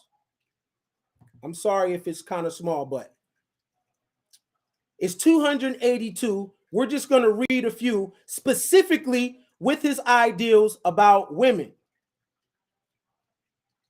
This is damn near 4,000 years old.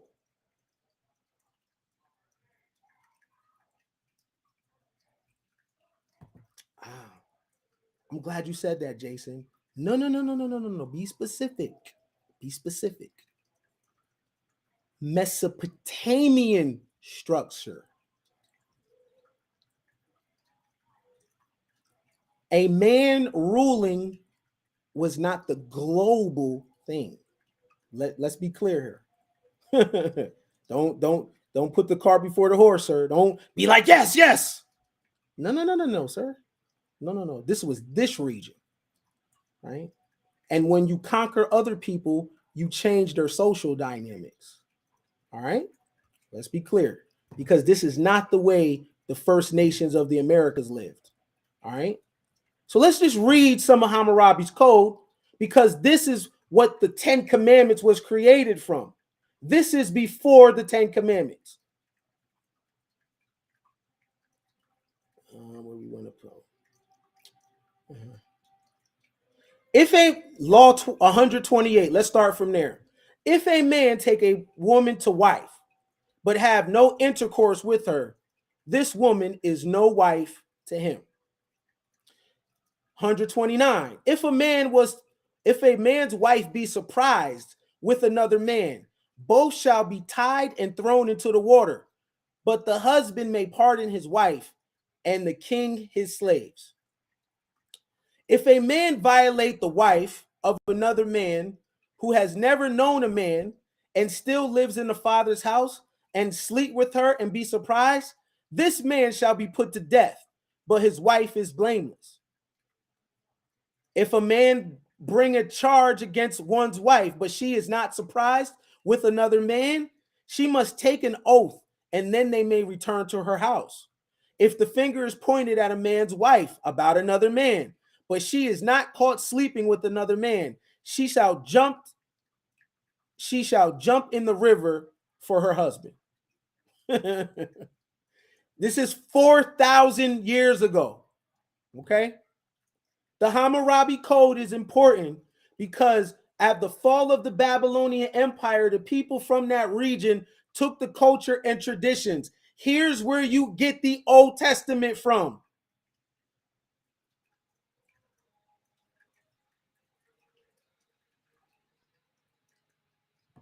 Okay.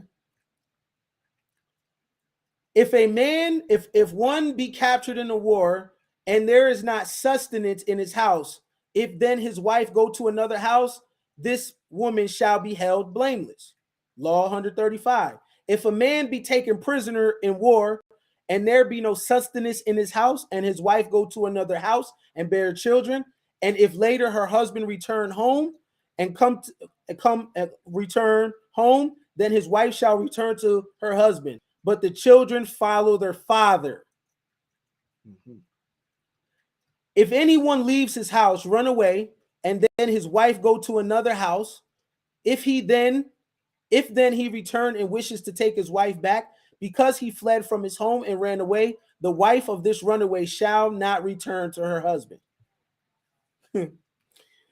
If a man wishes to separate from his wife who has borne him no children, he shall give her the amount of her purchase money and the dowry which she brought from her father's house, and let her go. 139. If there was no purchase price, he shall give her 1 mina of gold as a gift of release. 140. If he be a freedman, he shall give her 1/3 of mina.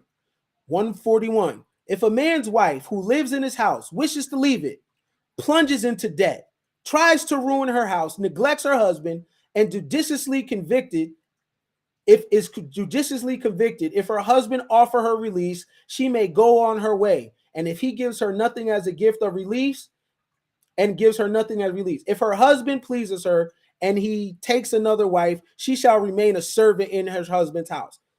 142. If a woman quarrel with her husband and say, you are not congenial to me, the reasons for her prejudice must be presented. If she is guiltless and there is no fault on her part, but she leaves her and neglects her, then no guilt attaches to this woman. She shall take her dowry and go back to her father's house. If she is not innocent, but leaves her husband and ruins her house and neglects her husband, this woman shall be cast into the water. If a man take a wife and this woman give her husband a maidservant, and she bears him children. But this man wishes to take another wife, but this shall not be permitted to him. He shall take the second wife. I could go on and on. There's 282 of these. The important thing that I'm reading here is all the laws about women. All the laws about women. Okay? There's damn near more laws about women than it is about in a society. So the womb control primarily that we get is from this region right here.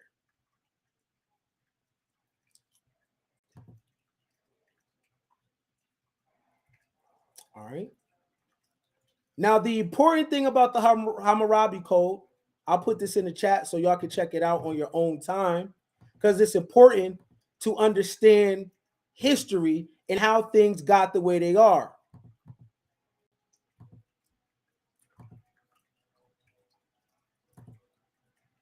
How do you know children were suffering? Who's Hammurabi's father?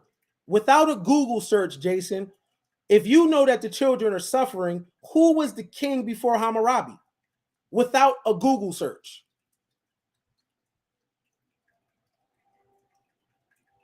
Who was his father?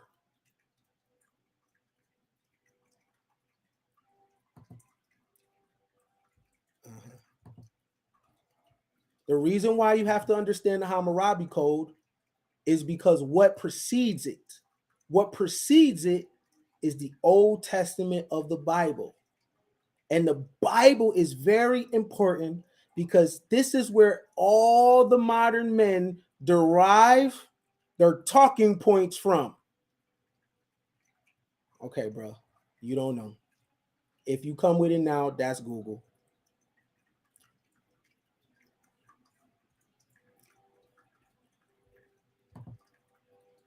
Are you sure?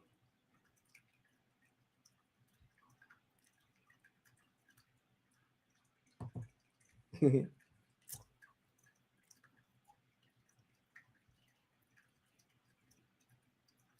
modern man leans heavily on talking points from the Bible.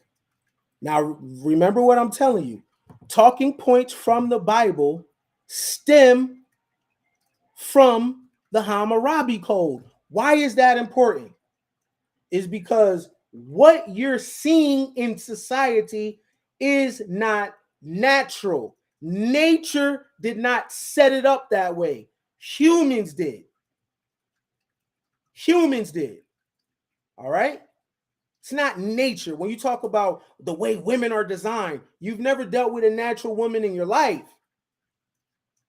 You've never dealt with a natural woman in her natural state in her life, in your life. You've dealt with talking points. So let's go to the main talking point that y'all go to. Let's go to your Bible, shall we?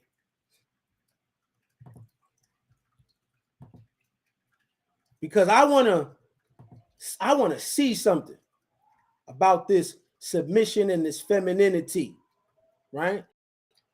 Y'all with me? Press 1 in the chat if you hear. Right? So let's take it from the creation of man, shall we? These are the generations. This is Genesis chapter 2, right? By the way, I do this too. These are the generations. These are the generations of heavens and the earth, which they were created. 1 second.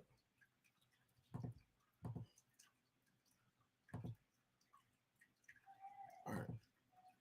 These are the generations of heaven and earth when they were created, in the day that the Lord God had made on the earth and the heavens, and every plant of the field was in the earth. Now, mind you, this is very important because people actually believe this shit word for word. So this is how they think things got this way. So let's go to where people believe and let's read it for ourselves. Now, remember the Hammurabi Code. I put it in the chat if you want to check it out. And you can cross-reference it. And you'll see that the Hammurabi Code comes first. Then the people that leave from that region after it falls take its traditions and customs. with it. With them, excuse me. All right. Every plant of the field before it was in the earth, and every herb of the field before it grew. For the Lord God had not caused it to rain upon the earth, and there was not a man to till the ground. But there went up a mist from the earth and watered the whole face of the ground. And the Lord God formed man of the dust and breathed into his nostrils the breath of life, and man became a living soul. Okay, all right, cool. And the Lord God planted a garden eastward in Eden, and there he put the man whom he had formed.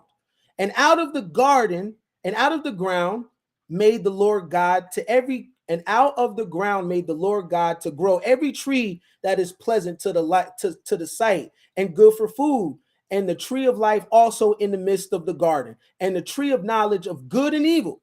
And the river went out of Eden to water the garden, and from hence it was parted and became into four heads. The name of the first is Pison, that it is which encompasseth the whole land of Havilah, which there is gold, and the gold of that land is good. There is bdellium and onyx stone, and that name of the second river is Gahan. The same is that encompass the whole land of Ethiopia, and the name of the third is Hiddekel,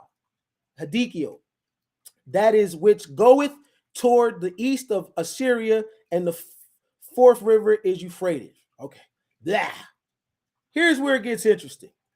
And the Lord God took the man and put him in the garden to dress it and to keep it. And the Lord God commanded the man, saying, of every tree of the garden thou mayst freely eat, but of the tree of knowledge of good and evil thou shalt not eat of it. For the day that thou eat of it, you shall surely die. And the Lord God said, it is not good that the man be alone. Who is God talking to? But all right, it is not. And the Lord God said, it is not good that the man should be alone. I will make him a helpmeet. Stop right there. Stop right there.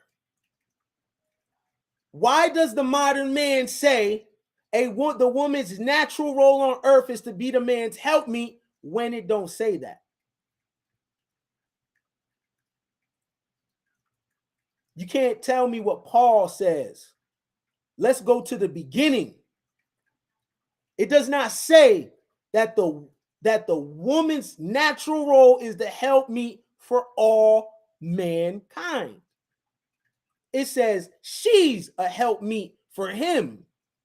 Now, we all know we are not descendants of these people, right? All right. But this is where these guys get it from. Oh, your role is to be a man's helpmeet. Where does it say that in the beginning?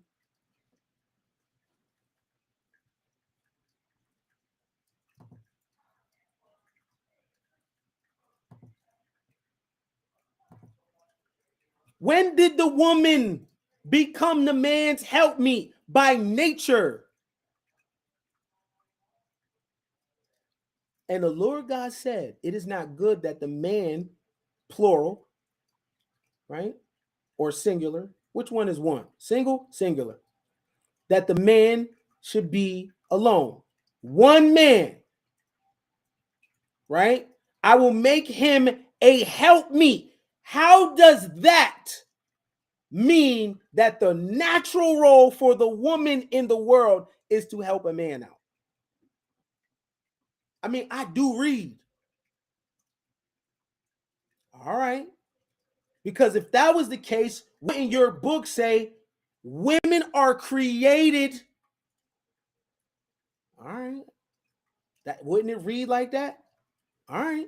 And out of the ground, the Lord God formed every beast of the field and every fowl of the air and brought them unto Adam to see what he would call them. And whatsoever Adam called every living creature, that was the name thereof. And Adam gave names to all the cattle and all the fowl and every beast of the field. But for Adam, there was not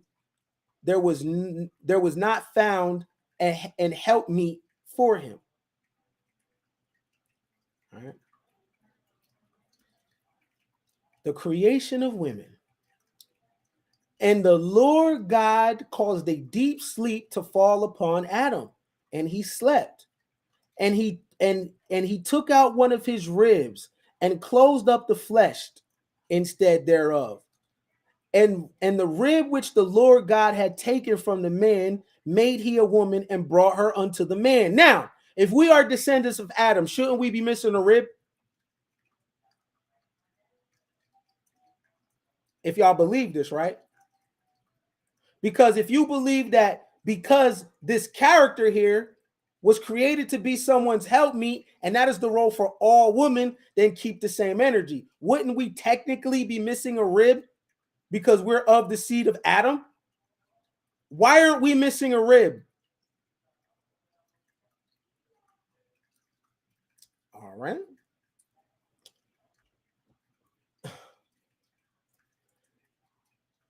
And Adam said, this is now bone of my bone and flesh of my flesh. She shall be called woman because she was taken out of man. Therefore shall a man leave his father and mother and shall cleave unto his wife, and they shall be one flesh. And they were both naked, the man and his wife, and were not ashamed. But why would they be, though? Why would a husband and wife be shamed? Be shamed because they're naked with each other. And what makes her his wife? Now, mind you, wife only meant woman. Okay? Because after all, who's there to marry them anyway, right? They're technically the first people. I want to get into something interesting, right?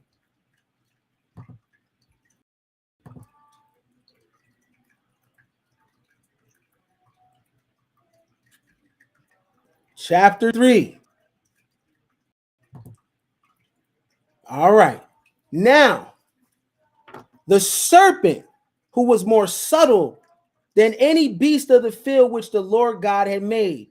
And he said unto the woman, yes, God said, ye shall not eat of every tree of the garden.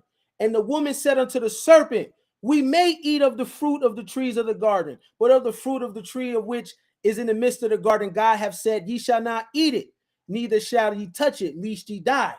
And the serpent said unto the woman, ye shall not die, for God does know that in the day ye eat thereof, then your eyes will be opened, and ye shall be as gods, knowing good and evil.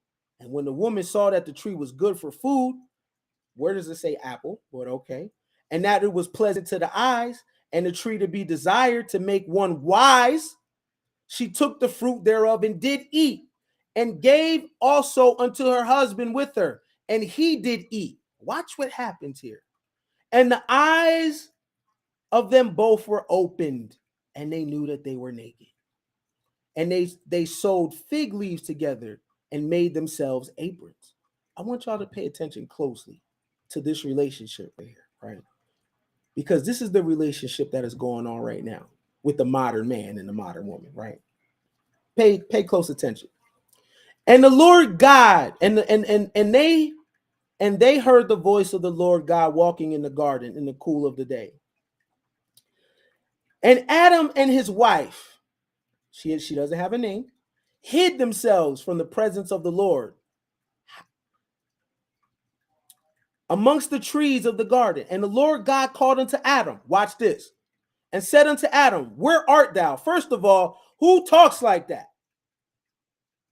But anyway, that's another bill. But I'm just, God was really like, where art thou? Like, come on, man. Anyway, he said, I heard thy voice in the garden, and I was afraid because I was naked and I hid myself. Listen, watch what happens here. And he said, who told thee thou wast naked? Hast thou eaten of the tree thereof? I commanded thee that thou shouldest not eat. And the man said, the woman thou gavest to be with me, she gave me of the tree, and I did eat thereof. Stop right there.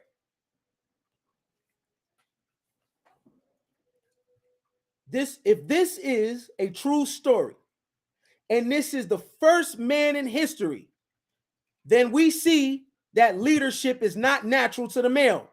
He blamed the woman. Just like these Negroes in my chat are blaming the woman. You are still blaming the woman to this day. No, it's the woman. If leadership was natural and logic was natural, wouldn't it come from Adam? Hello? Dwayne, Jason, are y'all there in the chat? Wouldn't leadership come from Adam? No. Hell no. Talk about what I'm talking about, not what women qualify for. Fuck all that. Talk about what I'm talking about. Qualify and all that, that's YouTube talking points. I'm asking you a question. If leadership, if all those things that y'all talk about that are natural to the man, shouldn't it came from Adam? Yes or no? Yes or no?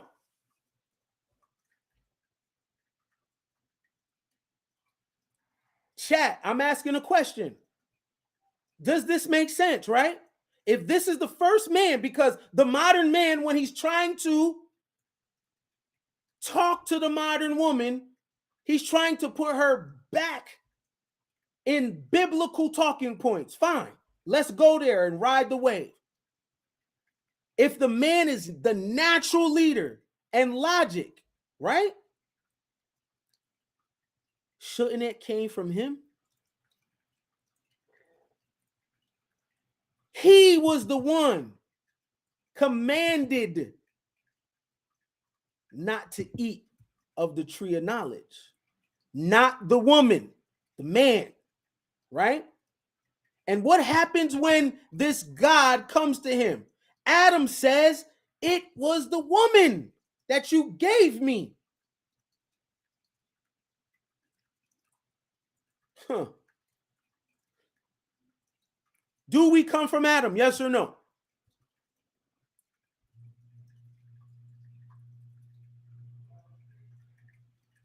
Do we come from Adam?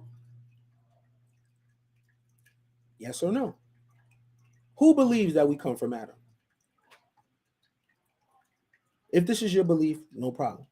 But who believes that we come from Adam? Anybody in my chat believe that we come from Adam? Is this your belief system?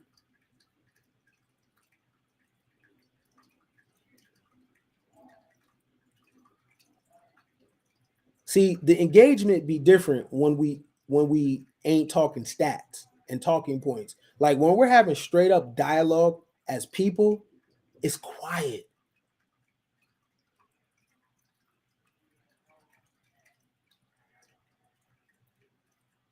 The only thing the modern man can do is stat me to death. Stat of 1 in 4 or 5.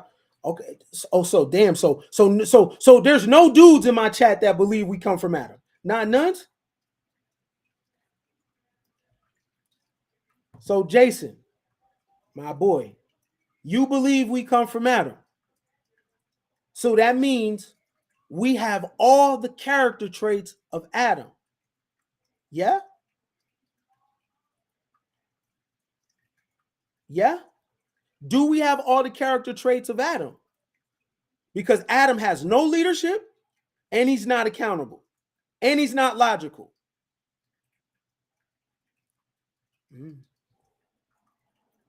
I'm going to get to the juicy part though. So we see that Adam has no accountability. So no accountability would be natural to a man then, if you believe that you come from Adam, if this is your belief system. All right. And the Lord God said unto the woman, what is it that thou hast done? And the woman said, the serpent beguiled me, and I did eat it. And the Lord God said unto the serpent, because thou hast done this, thou art cursed above all cattle, and above every beast of the field. Upon thy belly thou shalt go, and thus shalt thou eat all the days of thy life. And I will put an enmity between thee and the woman, and thy seed and her seed, and it shall bruise thy head, and thou shalt bruise his heel. The punishment of mankind. Listen closely to the woman's punishment. Unto the woman, he said, This is the woman's punishment. All right? Be clear. Unto the woman he said, I will greatly multiply thy sorrow and thy conception. In sorrow thou shalt bring forth children. In sorrow. And thy desire shall be to thy husband, and he shall rule over thee. Stop right there.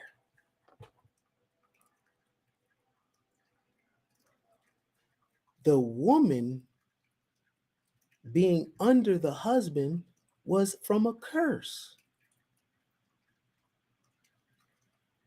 This is not the natural state, because before this, the woman speak here, her and the man were equal.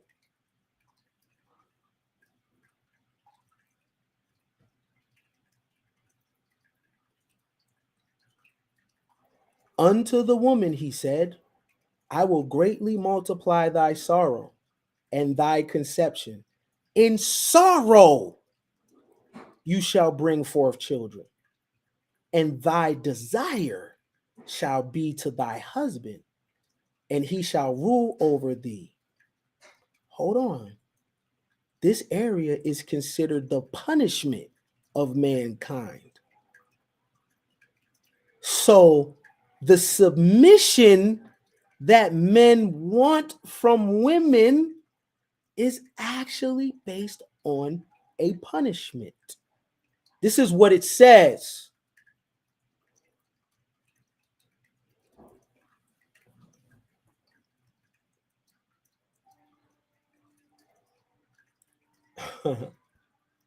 Hold on, let's read that again. Because before the punishment, what was the man and the woman?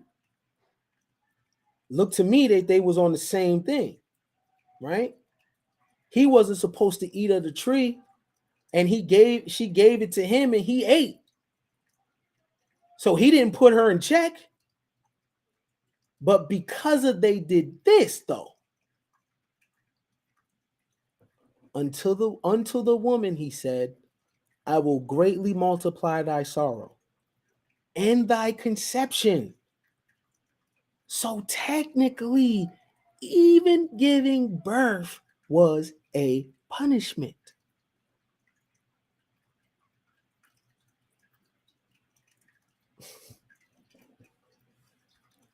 In sorrow thou shalt bring forth children. It doesn't say in love, it says in sorrow. And thy desire shall be to thy husband, and he shall rule over thee. The reason why modern men have an addiction to femininity and submission is only for rulership purposes. It's not to the benefit of the woman at all.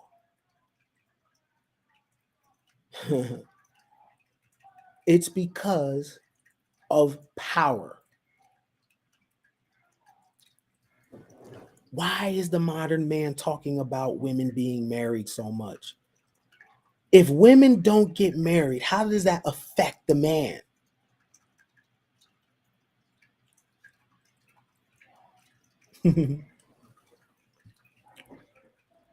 Look at what it says. Unto the woman. Talking points. Sir, who leads in suicides? Prison population, homelessness. The man is destroying himself.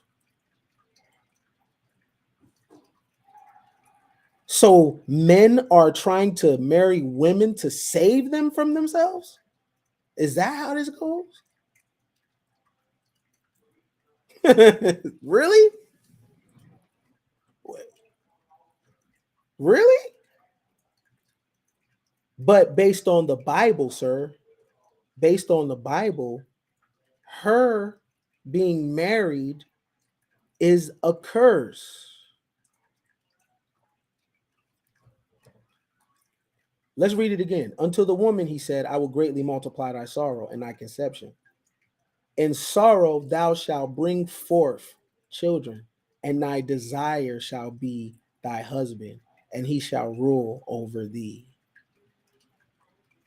The reason why these podcast dudes, these modern men, are talking about marriage so much is because if the woman doesn't get in line, these fucking men are gonna go crazy. I'm telling you that right now.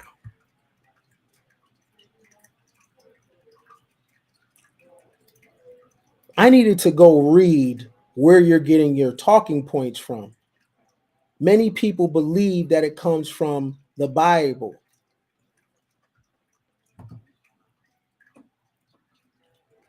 Him ruling over her is saving her, but that's not what the Bible says, Jason. The Bible says that it's a curse. Where does it say she's being saved? The Bible says that it is a curse.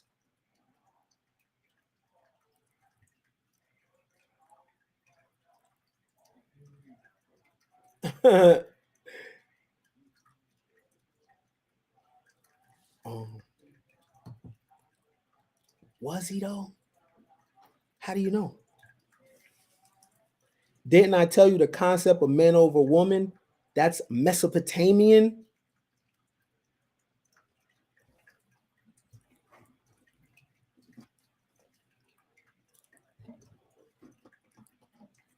I have some time. I want to drop the link in the chat. What's up, buddy? I want to drop the link in the chat.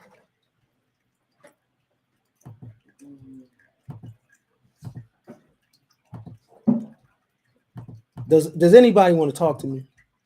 There's a link in the chat. Anybody want to talk? Anybody disagree? Right?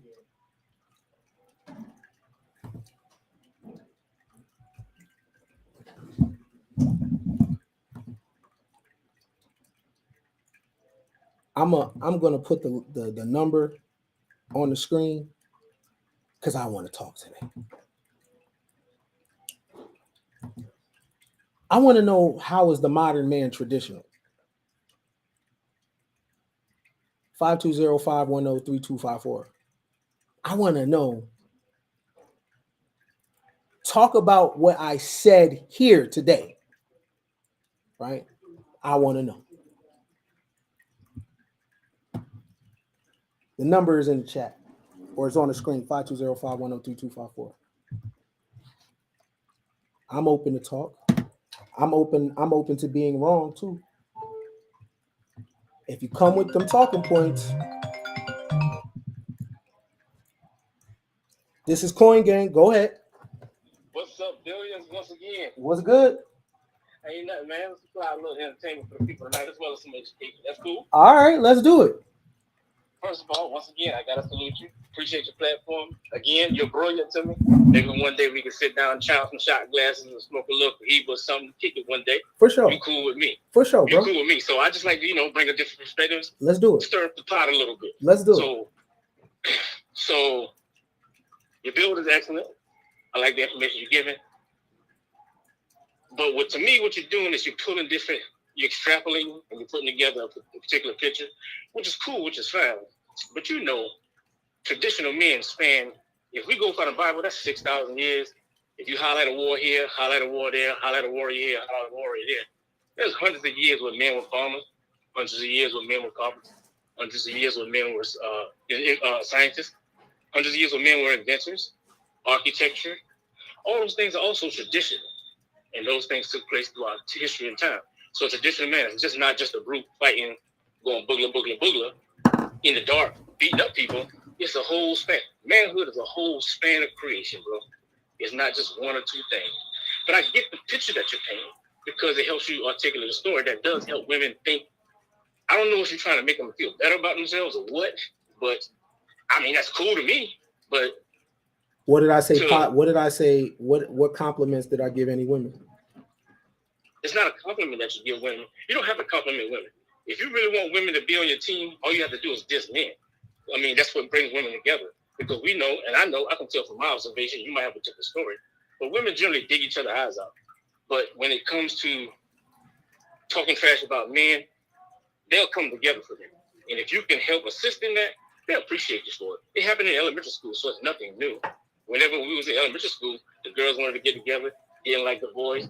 Anybody who was trying to be on the girls' side, if they threw mud at the boys, the females would kind of pat them on the head and say, good boy, good boy.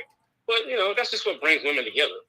So if you mean like talking about dress sizes brought men together and talking about you mean like that?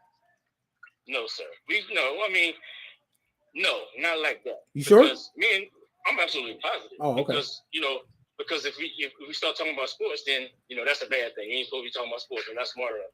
Or if you start talking about, it doesn't matter what men talk about if you're trying to make a particular picture look good for women. You can pick anything and viscerally turn it south, and women eat it up. That's the story of Derrick Jackson.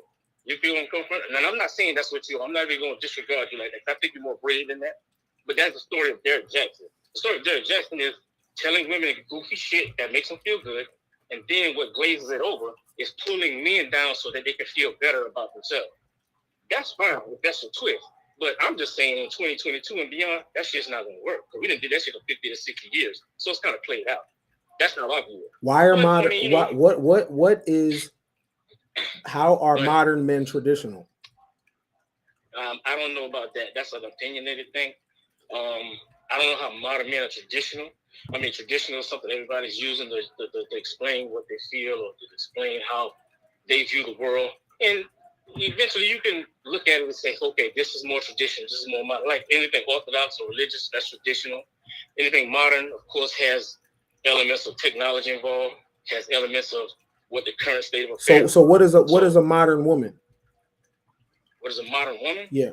From my assessment and looking at what people are discussing, a modern woman is a woman that doesn't see a difference between a man and a woman. They don't see a difference. And when they look at women, a modern woman is like a child. Like they'll look at a man, and if they see a man do it, they'll want to do it. So it's like monkey see, monkey do. Like what children do. If you want to raise children, you can't tell them anything. You have to show them. And so that's how modern women are. If you show them manhood, you show them what men do. They kind of want to be that to the exclusion of what they are. So that's kind of what modern women are. They don't think there's a difference between men and women. They think we're all the same until, of course, the lights go out or we have to arm wrestle or open a pickle jar. Then there's a difference. But generally, they see everybody. They see us as the same because that helps them not see their vulnerability, which is fine. I understand that, but I'm not going to go for that. You feel where I'm coming from? Like me personally, I'm not going to stand in position of that.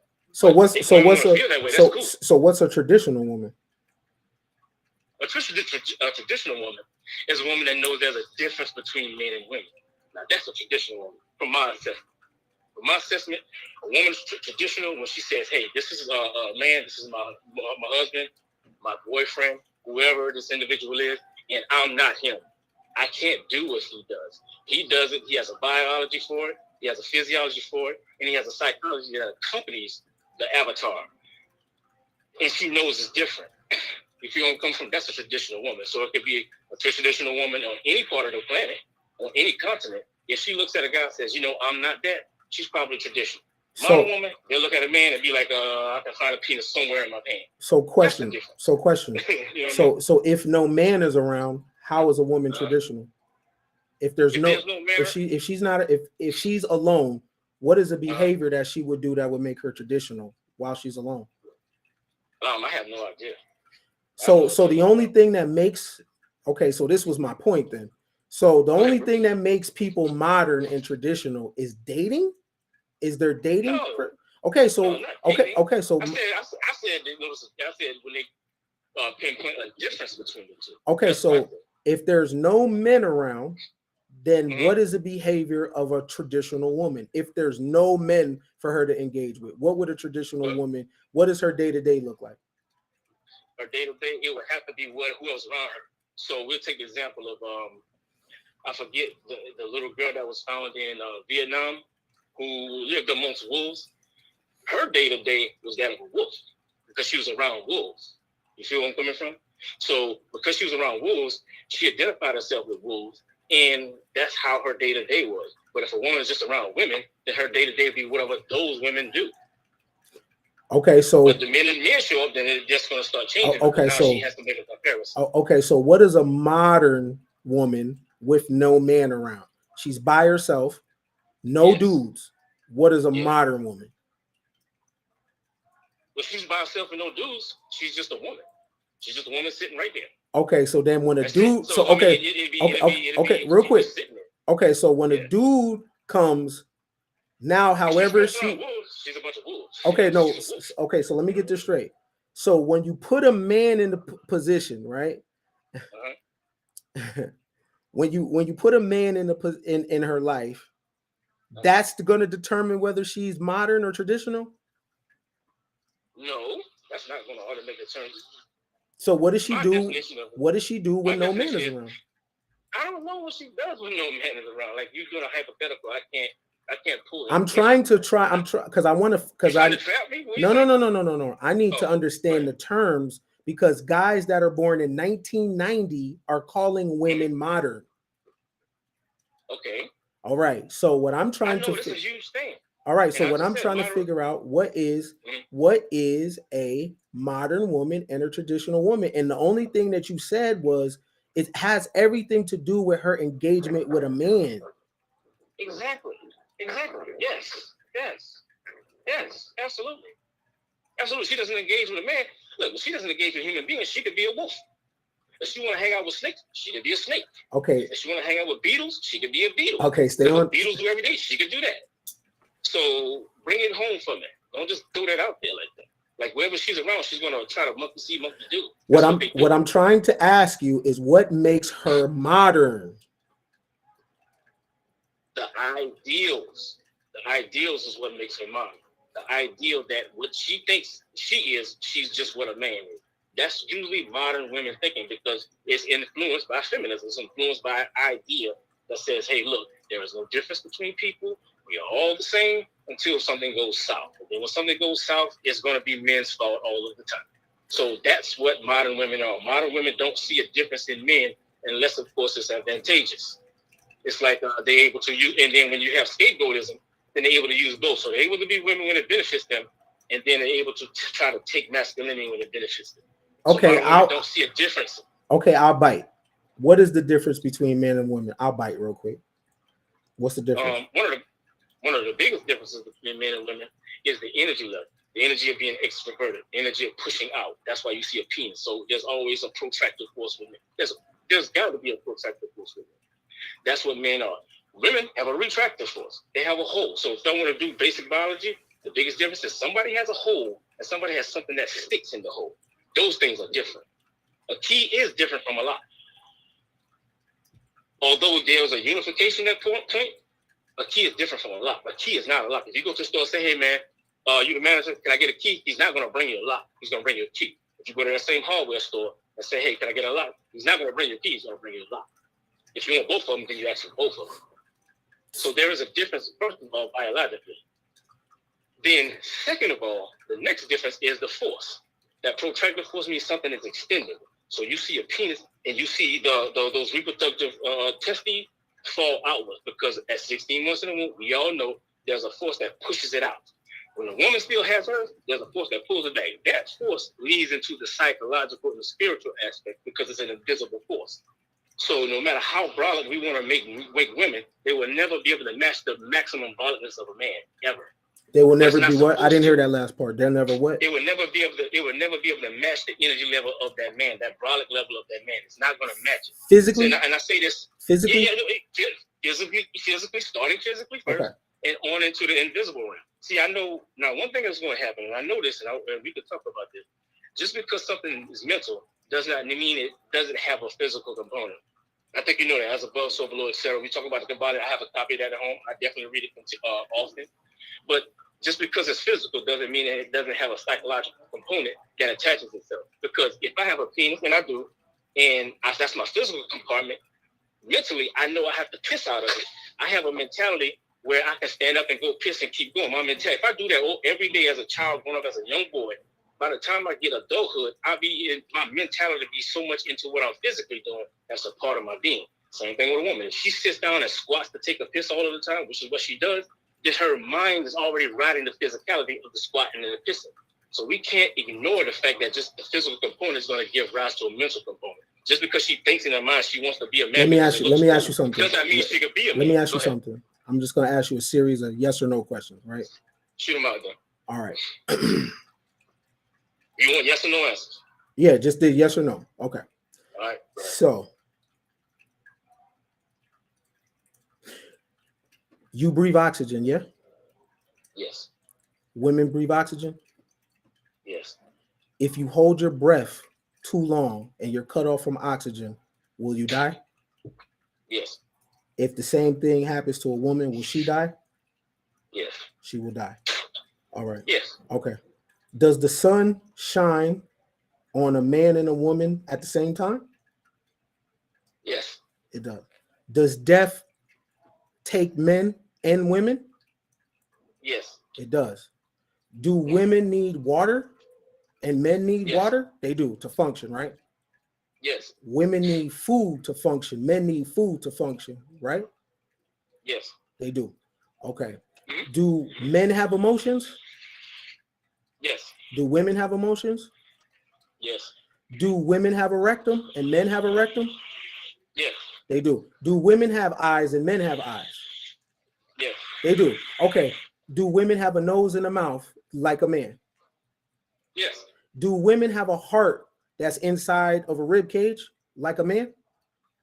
Yes. She does. Okay, cool. Do women have cells in her body that fights off sickness like a man? Yes. She does.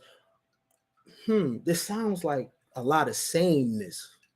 Oh, there are many. Okay, wait. I'm just hold on. Like what I just mentioned, those weren't talking points, right? Right.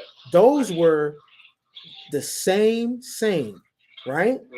That the woman needs exactly what you need, right? A lot of it. Okay. Yes. And the things not all of it though. No. Let me throw that in there. What does a woman need that you don't need? What does a woman need that I don't need? Yeah. She needs to find a way to catch her menses. Has a what? She has to find a way to do that. She has to find a way to catch her menses, to be able to cater to that vulnerability that she's born with.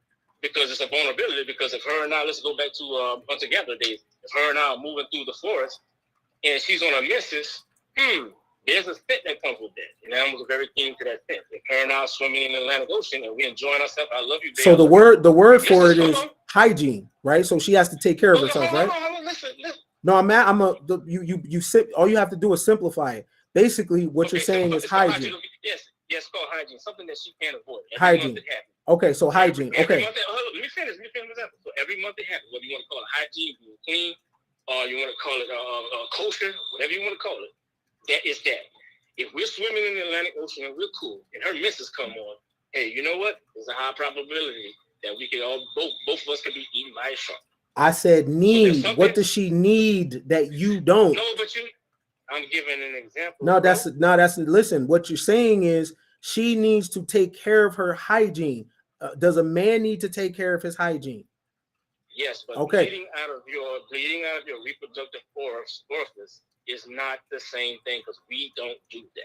No, you don't. It is not. You don't. So it's beyond hygiene. It's beyond hygiene. It's beyond hygiene. Hygiene is brushing your teeth. She has to clean up herself, right? Right. Okay. She does, and it happens. Now here's the difference. Let me ask you this. Hold on. Does an uncircumcised dude, does he have to take care of that? He has to take care of his uncircumcision. Yes. Yeah, and you know his area gets very dirty, right? Yes, that's not the point. No. Hold on, because we're talking biology. Hold on. The difference between the man and the woman is because listen, check this out. A boy when he is. Finish my example. But I already see where you're gonna go. The so boy. Why can't I finish it so everybody else can see it? The boy, a biological thing happens to him, and it's cut off. He is born with foreskin. Look, no. The menstrual cycle of the woman needs the same care that the male foreskin needs. Yeah. They both need to be cared for. Yes, we are talking about two different things. A vagina where the walls of her uterus are separating themselves, and then she's going through a cleansing, and it lasts 2, 3, 4, 5 days. What would happen if she didn't take care of it? I'm not. What would happen? What would happen if Say she didn't again? take if she didn't take care of it? What would happen? Well, it would probably get rancid and infected if she didn't take care of it. If the male foreskin, if an uncircumcised dude doesn't take care of that, what would happen? He would probably get rancid and infected. All right, they would become infected. They would have odors, wouldn't they? Right. Same. It's still different, bro. So you guys, see, this is where we get off. So you trying to compare a foreskin on a man to the bleeding, the menstruation of a woman that comes every month on a timely cycle. That's two different things, bro. What I'm saying is biology. Can you admit those are two different things, or he gonna get us to nag that too? Can you admit that they're different? Those are okay. Thank you. I'm glad you able to no. Listen. They're different, but they're part of the same coin.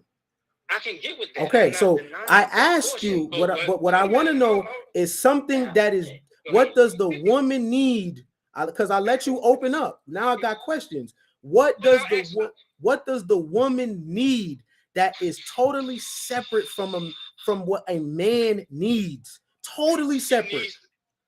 She needs to every single month watch the blood that comes out of her vagina every month, whether she wants to or not. She has no choice. If a man gets circumcised, that's it. Choice is gone. I mean, the skin is gone. But if she is a woman and she is in her state, whatever she got going on, there is no circumcision that can stop her mistress. There's nothing that she can do to stop that. There is. Do you know some birth? Wait. Do you know some women are on birth controls? Some women are on birth controls. Hold on. I'm talking about her. Yes. No, hold on. The same way a man, the same way a boy could get circumcised, and that stopped the biological him cleaning himself. The woman also can. There's period blockers. You know this, right? Okay. Give me something else that a woman needs that a man don't need. I'm asking for something specific. What does a woman need that a man don't need? So before we go on, that don't count. No, it doesn't. It doesn't because because an uncircumcised man needs to take. It's not the same thing as a menstruation of a vagina, bro. It is not the same. That shit don't happen every damn month. There is no moon. No, his uncircumcised thing happens every day. I know, but there's no moon clock. It doesn't matter. I'm talking about what's the difference. If they don't take care of it, it will happen. The same thing will happen. Okay, so now basically, if you don't, hold on, bro. I'm gonna have another call. I'm gonna bring you in. Hold on. This is Ken. Hello. Hello. Oh, they hung up. Matter of fact, can you hear me? I can hear you. I'm on now. Hold on. Does anybody want to talk to Jay? Call in. I'll bring you in. Talk to me. Nobody want to talk to you? All right. Jay says no one wants to talk to him. And I don't mind. All right. Well, let's see. Because I want to, let's see. Does anybody want to talk to Jay? 520-510-3254. I will merge you in so you and Jay can have a conversation. Because I'm curious because you ain't curious. You will be right. You right, Ken. Fuck that. You right. I see you right. All right. All right. Hold on, Jay. Hold on. Go ahead. This is Ken. Ken is P, man. Hold on. Let me bring you in.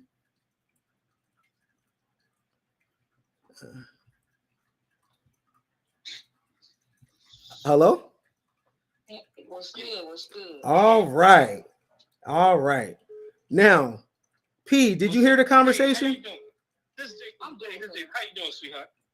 I'm doing very well, Jason. I'm sitting here listening to you while I'm in the comment section. And I have to say, brother, I'm a little disappointed in some things.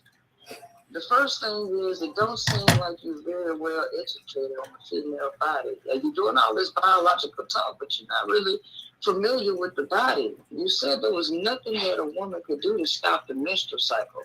I'm ex-military, and I used to deadlift about 300 pounds. I ran track. And I was very highly active. The higher the activity of a woman, the menstrual cycle stops. She won't even have one for months, maybe even years, depending on her activity level. So this idea that there's nothing that she could do to stop that is a falsehood. On top of that, there are women who take birth control and they don't have periods for years.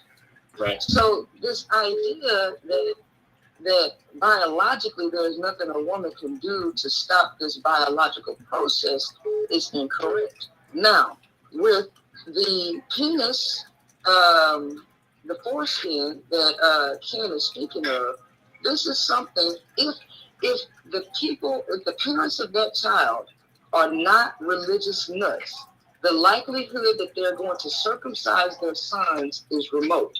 So there are men out here who are uncircumcised who must take care of this every single day.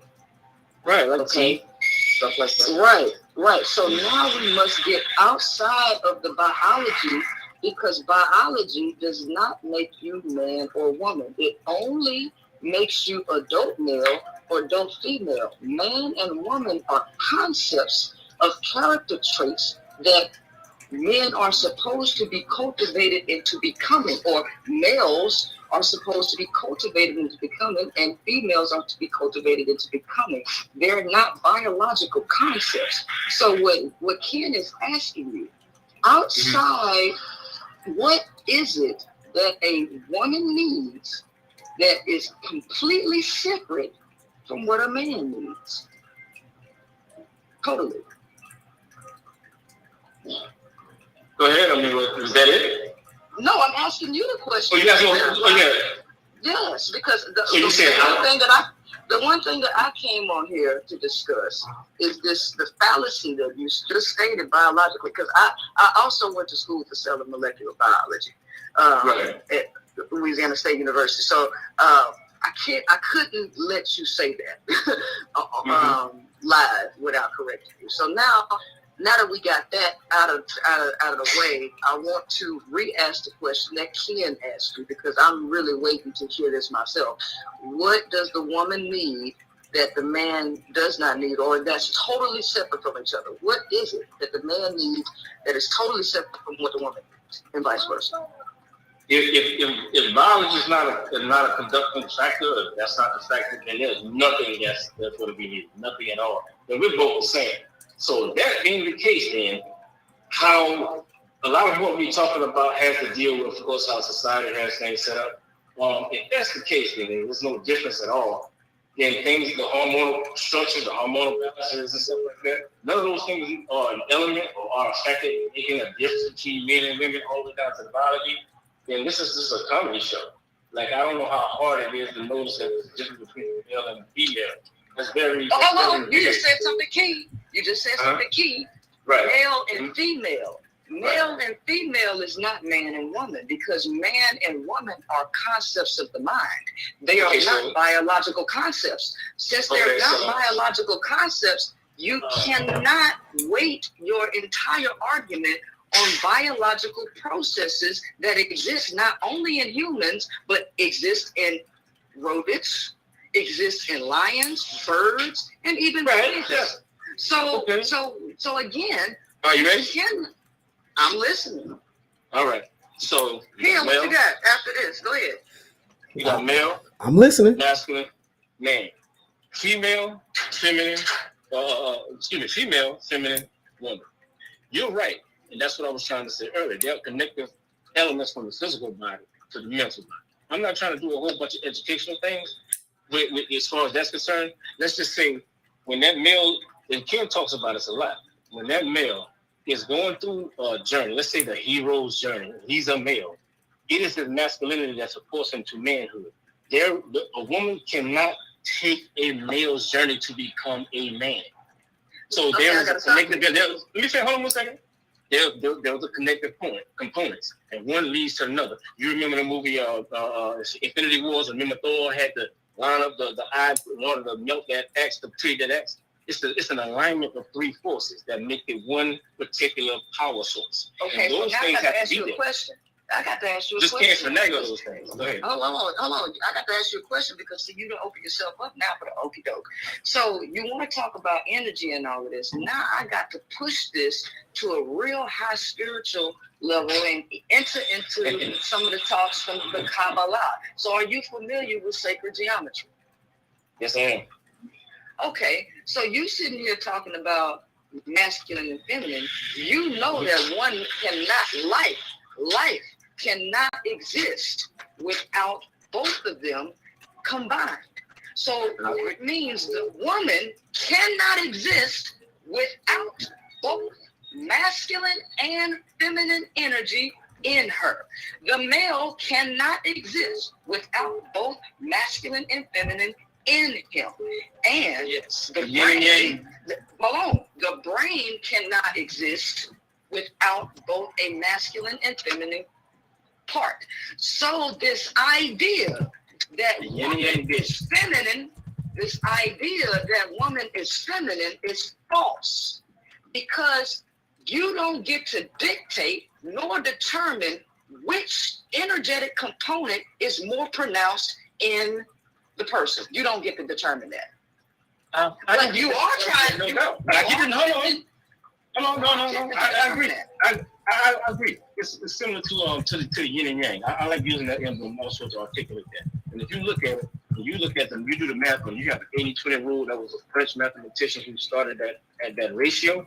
That yin and yang defines that ratio. And if you had a masculine half, that was about 80% of masculine force, and there was a 20% feminine component in it.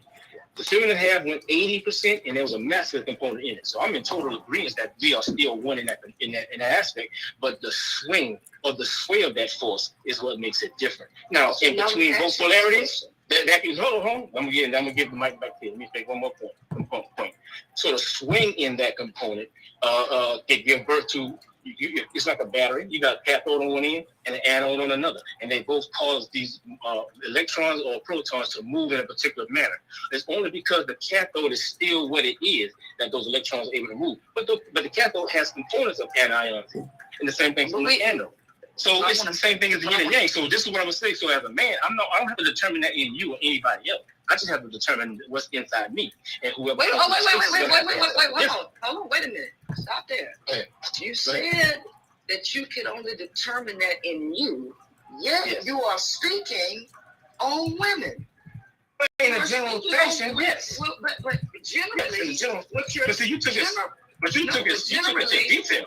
So generally, what you're saying is a falsehood, which is continuously shown because males are constantly trying to force women to be something. Because here's the thing about nature. You do not have to force something to be that is naturally. Okay, so why do men have to force women into these quote unquote feminine roles? We don't have to. Natural. We don't have to. We don't force women to. We don't force women to buy their nails. We don't force women to buy their hair. We don't force women to switch. No, let me finish. These things are feminine. So I need you to hear the thing. Here's the thing. We don't force women to switch. We don't force women. We don't force women to switch. We don't force women to have a high voice. We don't force women. Okay, hold on. Let me interject. Let me interject. Okay. No. Here's where I'll push back a little bit on that, Jay. What you just said. Just in fairness, because of the Abrahamic religions dominating for a long time, women have been locked out of telling their own story. So what that means is, yes, you're not forcing now a little bit, physically forced, but women were forced into this ideal of ladylike that was created by men. You got to remember, whoever has the better technology wins the war, right? So when these cultures are spreading, they're spreading their traditions, okay? So being ladylike comes out the ideal of a man. Even women's Listen what I'm saying. Even women's femininity, that comes out the ideal of a man. You know how I know? Because if I ask you, what is the oldest book in your library on a woman talking about feminine nature, what will you tell me? I don't have it. Okay, so where does femininity come from? It comes from their behavior. No, if you let a woman do what she does, come from their behavior. So let me ask. So if you ever observe, it's the same thing as having dogs. It's the same thing as having other creatures. If you have pets, and I've had pit bulls, all of those different things. Jason, real quick, what hormone? It could be cat. It could be canaries. Whatever. What hormone in a woman's body produces femininity? Femininity is a term that we use to describe a particular characteristic that we see. But the hormone that's in her body that makes her move the way she does is estrogen. What hormone? What hormone produces? I mean, you got three major hormones. You have three major hormones that are present in your body. Estrogen is one of them that women have in abundance. What hormone produces femininity though? What hormone produces? For example, if I did an autopsy on a woman and I took blood and I took organs from her body, what area would femininity be located in the woman's body? It's not an area. So okay. So then what produces it then? She produces it. So let's go back to biology. She produces it. So let's go back to biology. So gestation, lactation, the flooding of oxytocin in pregnancy, all those things women go through.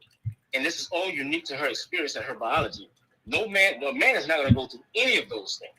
So those components that make her do that all come from an invisible place, or all come from a spiritual place to her physical body. So she's overshadowed by a force that's already making her what she is. It's not my fault that women get pregnant. And because I'm highlighting a biological difference, don't get mad at me. You might have to take it up to the creator if you don't like that. That's how you're made. Okay, I got a question. Let me add something. Let me add just a little bit more to it.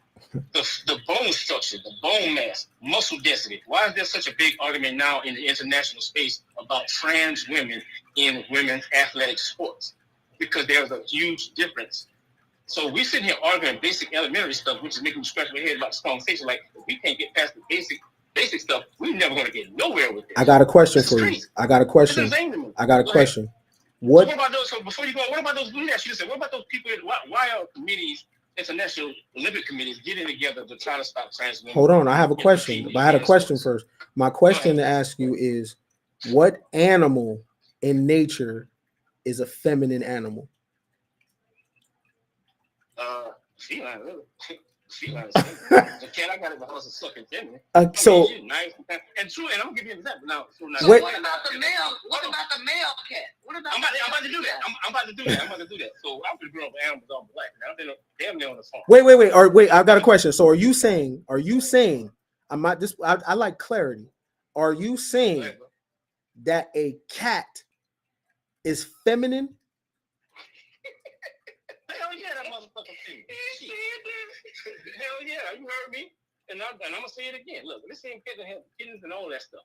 That had male kittens and female kittens. I've been running around animals all my life. A female cow is different from a male cow. I don't know what we argue here. A female mouse is different from a male mouse. I don't know what we argue here. So even down to the behavior, even down to pit bulls, down to the behavior, you find a difference in male and female animals across the board. Now, if you're not close to animals, if you don't get into it, you would think, oh, animal there, and that's it. Oh, bird there, that's it. No, if you get in detail, there's a difference. You can look at birds, songbirds, cardinals. The male has a long red scarlet robe. Female dull and dirty. If you look at deers, the males have this huge rack. But are they masculine though? So are they masculine? So you know what I like to do? I know wordplay. So let's use a different word. Whatever you feel comfortable with. You don't like the word masculine? You don't like the word feminine? Let's throw them out. You want to call one yin? You want to call one yang? No. Okay, no. I think. So no. Look, I think one of the mix-up we're having is on words. So feminine and masculine would exist even if there was no humans.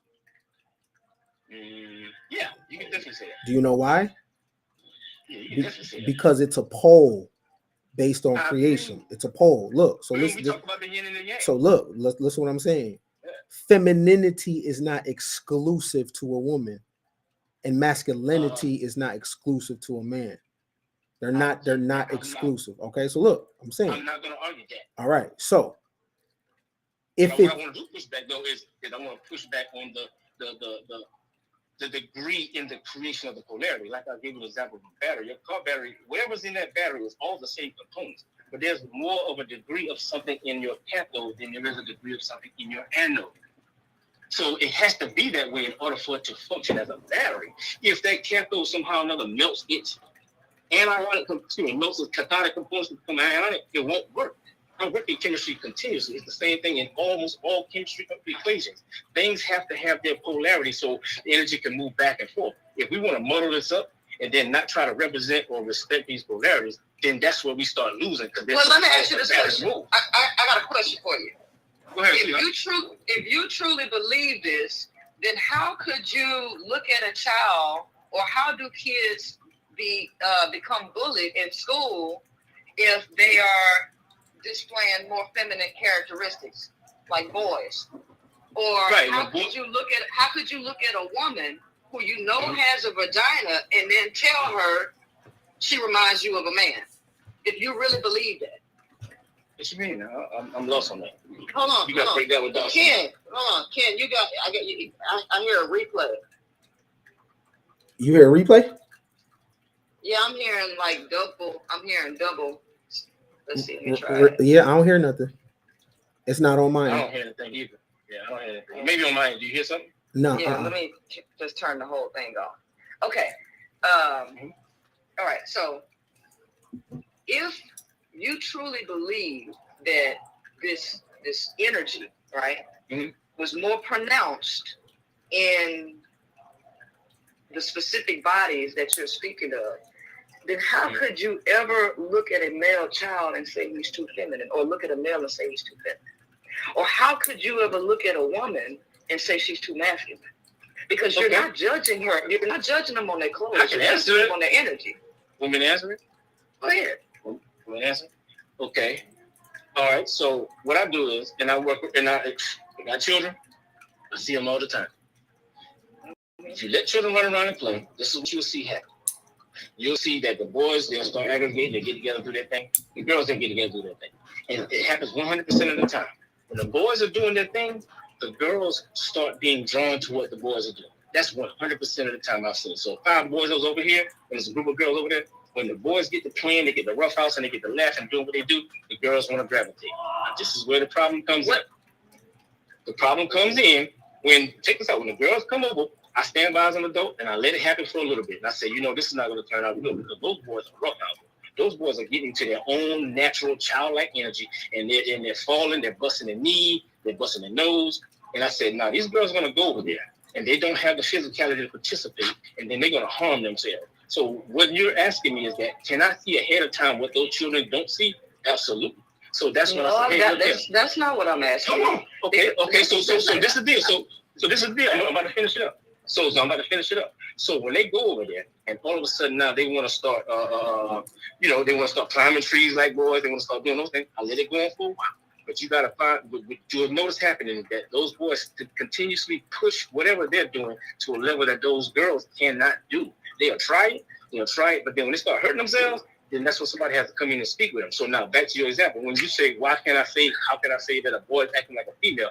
I can say that a boy is acting like a female based upon the fact that if he continues that type of behavior, I can understand what problems that's going to cause for him in the atmosphere of the world that he lives in.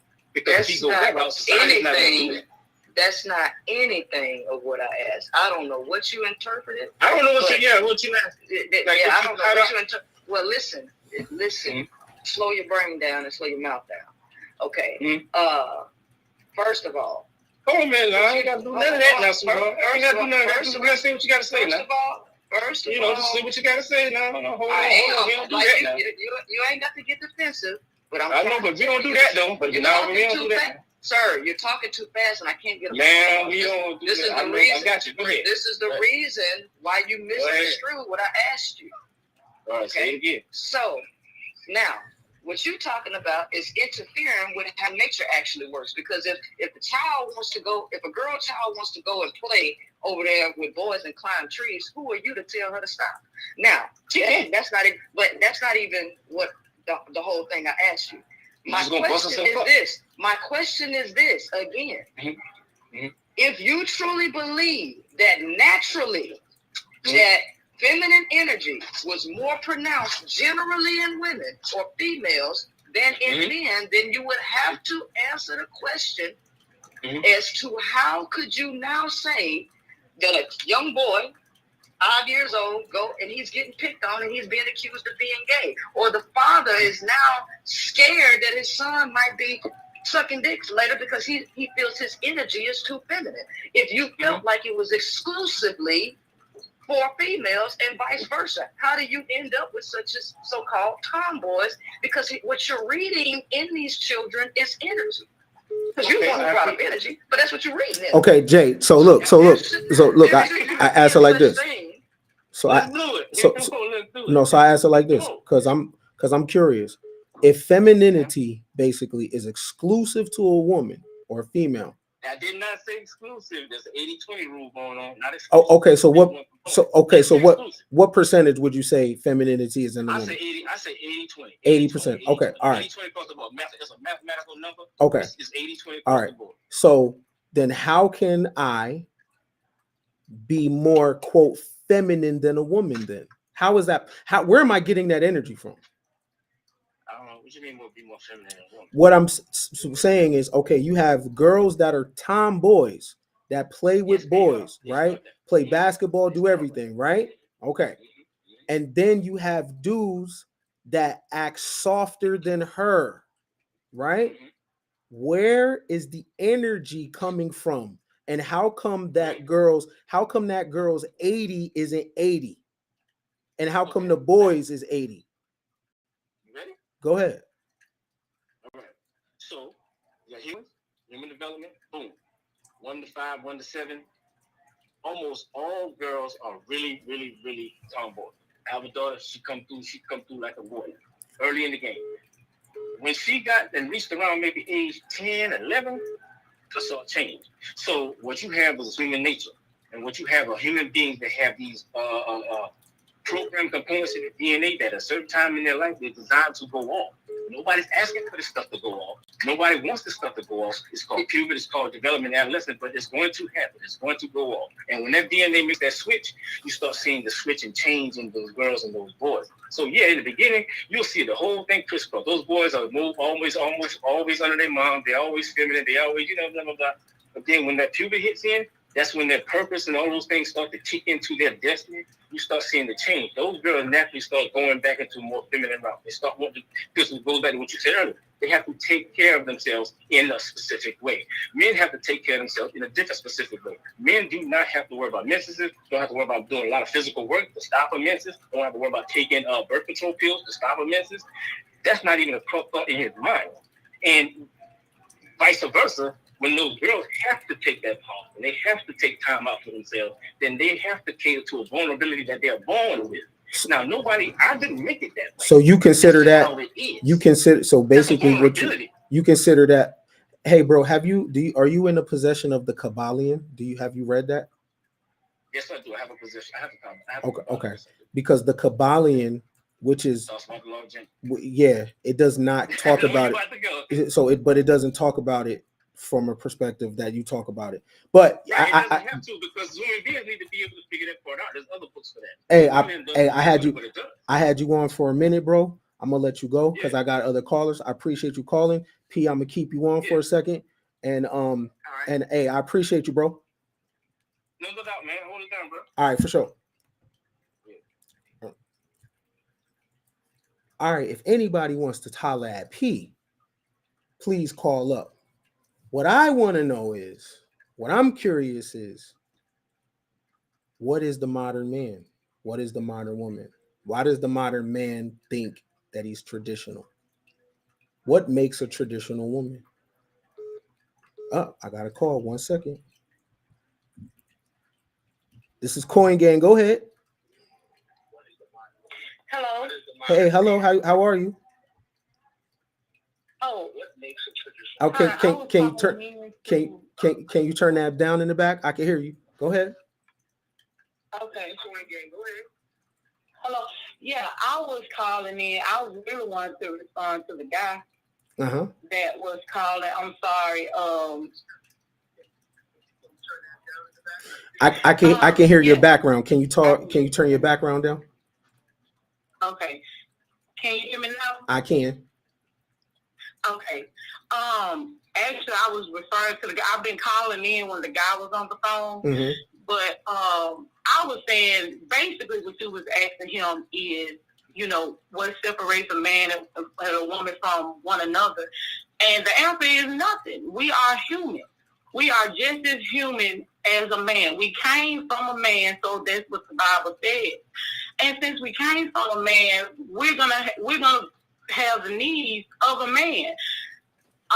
The only difference is, if I had to pick it out, would be that men are physically stronger than women. Women tend to be mentally stronger than men. If I had to pick out a difference, but he was speaking on menstrual cycle. Maybe he was trying to say women can have babies and men cannot. But I've been on birth control for 13 years, and I have not had a cycle in 13 years. So have I turned from being a woman to now I'm a man because I haven't had a cycle? No. Menstrual cycle doesn't separate a man and woman. Because if men don't take care of their hygiene, they will stink just like a woman would stink. But the answer to me that I think it was, the answer is nothing. And when men come to terms with women are human, like they are human, we have needs. Even when it comes to sex, women want sex too. Men think that they want it more than we do. That's not always the case. So when they come to terms that we are just as human as they are, then they can start to grow with us, and we can learn them and they can learn us more, and then it can go from there. But I think men have a sense of, we're less human than they are, and that's not what it is. Okay, I'm sorry. I was nervous. No, all good. Go. I appreciate your call. Okay, I'm a challenge you a little bit. Okay, you ready? Yes. All right, because you mentioned sex, right? So, Yeah.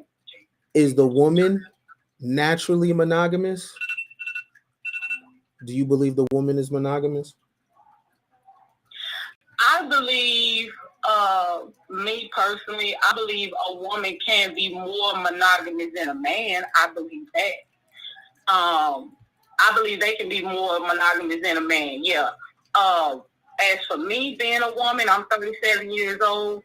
I prefer monogamy because, and the reason I say that is because it's too many diseases, too many other things out here. So I would rather share my intimate moments with one guy. That's just me. But I don't down anyone that feels another way. You do whatever. You write your life story however you want to write your life story. But I think women can be more monogamous than a man, yes. But I think a man can be monogamous too. But I think a woman can do it more than a man can do. Okay, I got a question for you. Because you said we're the same. So do you expect monogamy from a man? Yes, if I'm giving monogamy to him, yes, I'm expecting what I'm giving to him for him to give it back to me.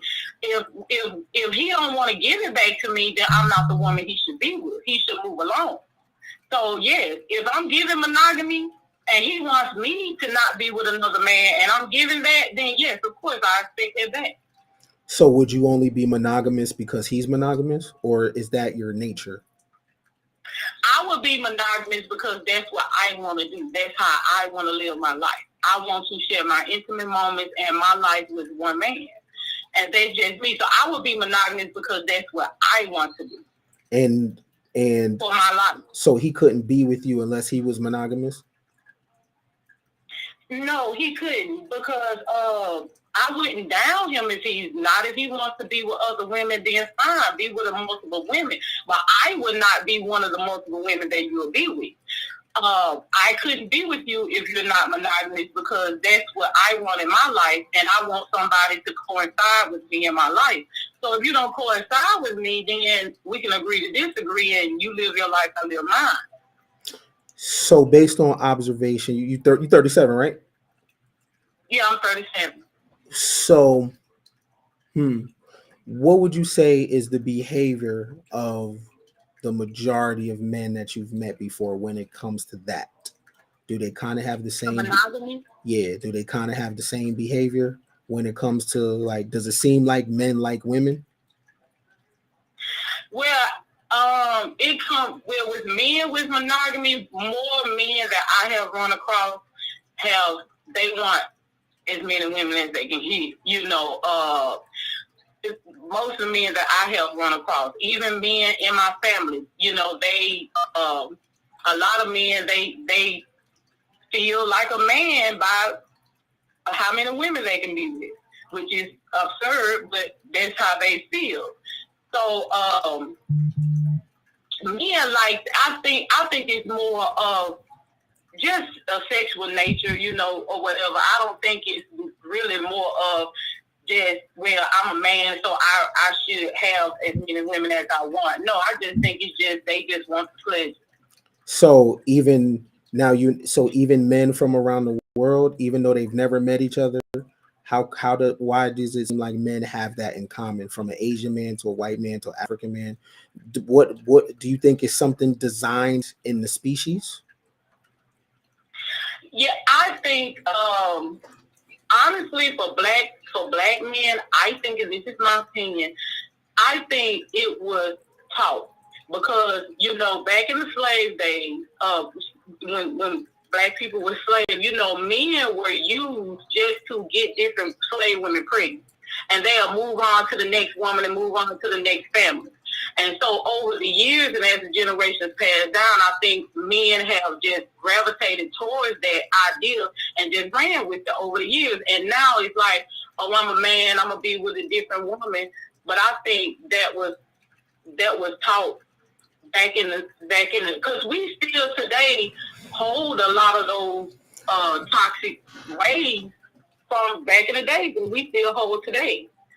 And I think it was taught, because honestly, back then, those men, back in the slave days, they had one wife, but the masters made them have sex with different women, and it just went over the years. That's what I think. That's my opinion. So people that wasn't involved in slavery, men that don't have a slave history, why do you think that they have multiple women in their life?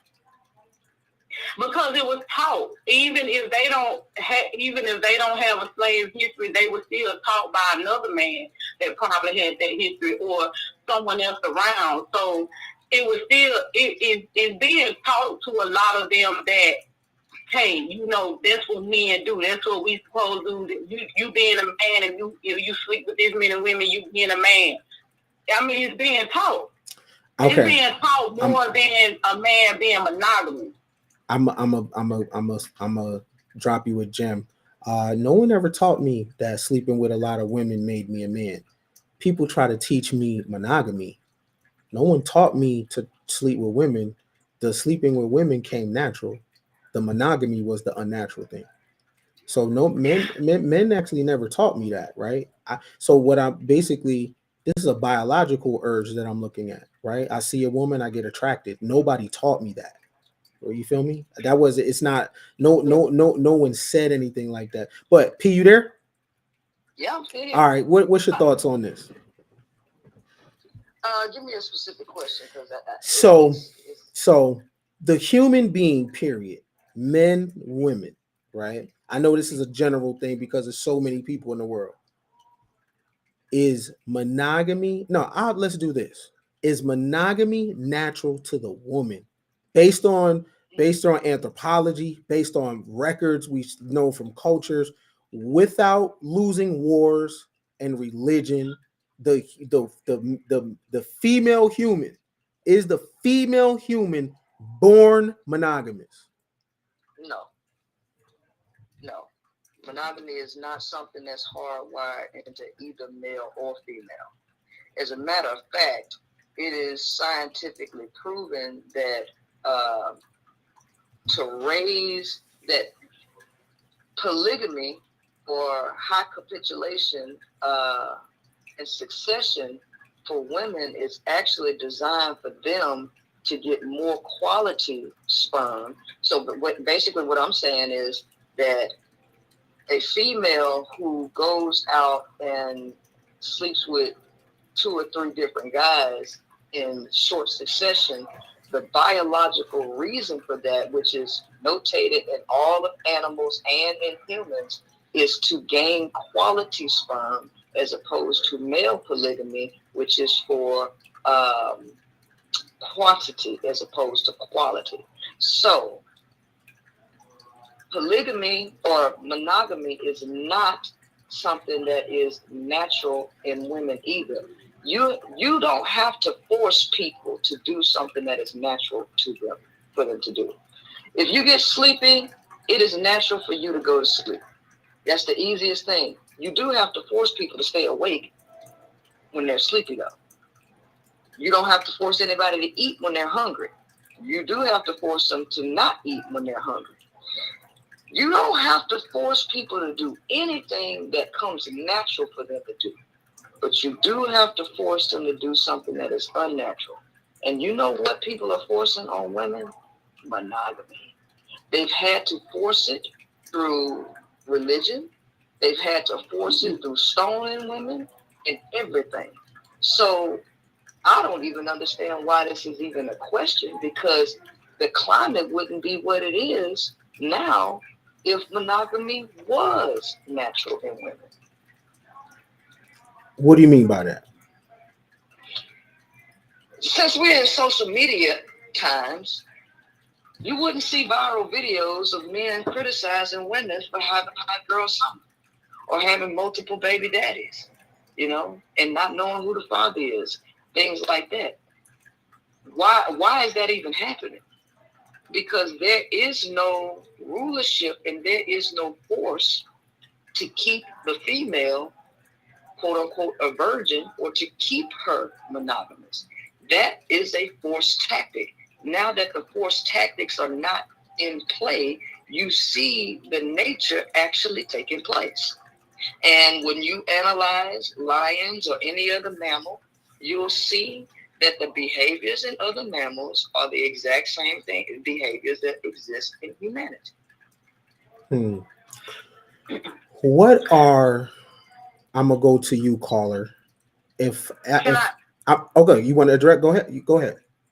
Oh no, I agree with what she said. You know, you have to force things that's not natural. I agree with that, and I feel the reason men are so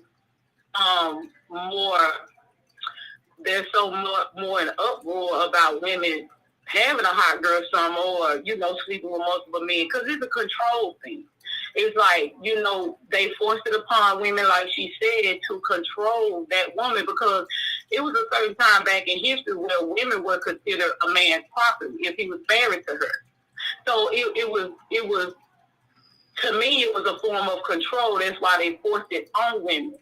But now that, you know, women is getting out of that control grip, you know, it's like, okay, now we got to make her feel bad about herself. Now we got to call her a hoe if she sleeps with different men. Now we got to bring her down or degrade her to make her feel bad about herself, to stop her from doing this so we can gain control back. That's what I think. I agree with what she said. That's what I think. But like I said, that's just my opinion, y'all, please. Okay, so let me ask you this. If you are in a relationship with a man and you're expecting him to be monogamous, is that control? No, because he has the option. Like, if I meet a man, he's going to know what I'm looking for, how I want to live my life and what I want in my life, you know, because this is my life. I'm supposed to tell what I want in my life. He's going to know it. So he has the option of, is this what you want to partake in? If not, you can leave. So he has that option. So if he decides to be with me knowing that I want a monogamous relationship, then no, I don't have control over him. That's something that he did at his own will. So if he was monogamous to you, how would that make you a better person? Well, to me, because that's what I want in my life and how I want to live in my life, it would make me, well, number one, it'll make me feel better health-wise, because if I'm feeling like I'm the only one you're with and you're the only one I'm with, so our health is going to prayerfully stay intact. You know, we don't have to worry about that. And I want to build something, have a legacy with one God. I don't want to have a legacy with different. I want to have a legacy with that one man. You know, we grow old, and grandma and grandpa, and that's what they did. That's what they left behind. I don't want it to be spread it out with different men. They're just me. No, I'm asking you. So no legacy, and that's fine. The specific question is, if a guy is monogamous, how does it add to your personal development? Like, if how does it? Yeah, that's what I'm asking you. How are you better? To me, for my opinion, it adds to my development because he's building with me. He's leaving something with me. I'm the only woman that he's having this with. You know, so if it goes down, I'm the woman that he's having it. That, to me, that's how that will make me a better person, because he's giving me his full attention the same way I'm giving him my full attention. He's giving it to me. And that would make me feel secure in my relationship. That would make me feel secure with my protector, which he's supposed to be. And, you know, that's how I feel it would. And it would be better for the kids as well, because they would see a man, you know, that a man is capable of being monogamous and loving that woman and leaving a legacy with that woman. So that's how I feel be better for me. Okay, beloved, you overlapping a few things, because the sex don't have nothing to do with love, right? And then you put the babies in it, right? So the babies, that's not their business about our sex life, right? So no, it's not. No, it's right. Not. So okay. So if you're monogamous to him, okay, if you're monogamous to me and you and I are together, and you're monogamous to me, how am I better? Because you're monogamous to me. Like, what does me having your womb to myself, how does that make me a better man? Because of the woman that I am. I'm a woman of integrity. I'm a woman of character. I'm a woman. I'm a mother. I'm a wonderful mother. I'm, you know, and I strive for greatness. I'm very intelligent. I do the best I can. I'm not perfect. No one is, but I do the best I can. And I would feel like it'll make you better as a man, because number one, I'm not sharing those characteristics of me as a woman with another man. I'm sharing that all with you. You getting all of that. I'm sharing that all with you and only you. And by me, you know, my ambition and my power and my strength as a woman to push you to the limit as a man. You're getting all of that. You know, when I go make money, we make money. When I do something good, we do something good. When I share my, you know, down moments or my up moments, I'm sharing that with you. So you're getting all of me. And I think that, to me, that would make you better as a man, because not only you getting all of that and all of me and all those benefits, but if we have children together, you know that your children has a mother that is willing to give her all. And you know your children will be raised the way they should be raised, because you know the type of woman you have. Okay, my question is, what's that have to do with sex, though? No, the sex is between us as an adult. Yeah, that's what I mean, the monogamy. Like if you're just sleeping with me, this is my question. If you're just sleeping with me, how does that make me better? Now, let me tell you how I quantify better. Okay. If I work out and get my heart rate going, wouldn't that make me better? Yeah. Right. Okay. Drinking water shows, it's proven that it makes a person, it's important, right? Yeah. Getting adequate sunlight, that's important, right? Yeah. A good night's of sleep, that's important, right? I'm overall better, right? Meditation, that would make me overall better, right? Breathing correctly, that would make me overall better, right? Yeah. A clean diet would make me overall better, right? Yeah. Okay. So if you're the only person I'm sleeping with, how does it make me better? Now just straight, I'm only talking sleeping with. How does that make me better because I have your vagina to myself? Like, what does that do for me? Well, I don't think, well, honestly really thinking about it, I don't think sex will make anyone better. I think sex is for pleasure, and sex is for creating children. I don't think it really makes anyone better because you can please yourself. So, no, I thought you was asking the question as me as a woman. How No. I'm not. See, the thing is, I am not limiting your womanhood to sex, right? So you as an exceptional person and a dope ass mother and all that has nothing to do with primal behavior. They don't overlap with each other, right? What do you think about that, P? Like, how does that make a person better because they have control over, someone's lower area? Does it make a person better, P? No, it doesn't make a person better. Now, what it can do is exacerbate that person's ego because they have control over that other person sexually. But as far as making them better as human beings, no. Your health is not improving. Your mental state is not improving. You just have an ego boost. That's about it. Yeah, that's why I was saying, like even I said, you can please yourself. So really, no, sex is mainly for pleasure, honestly, because you can pleasure yourself, honestly. Okay, so look. Now, mind you, now Peep how I asked you those questions. Now, why do you think men want monogamy from women? The control of the womb makes the man better, or that's what they think, right? Mm-hmm. Having no control of the womb, it's not about women, it's about men. If men don't have control over the womb, men won't be better. This is why it's important to control the womb, right? So to me, it doesn't make me better. But the reason why men are talking the way they're talking is because they need something to control.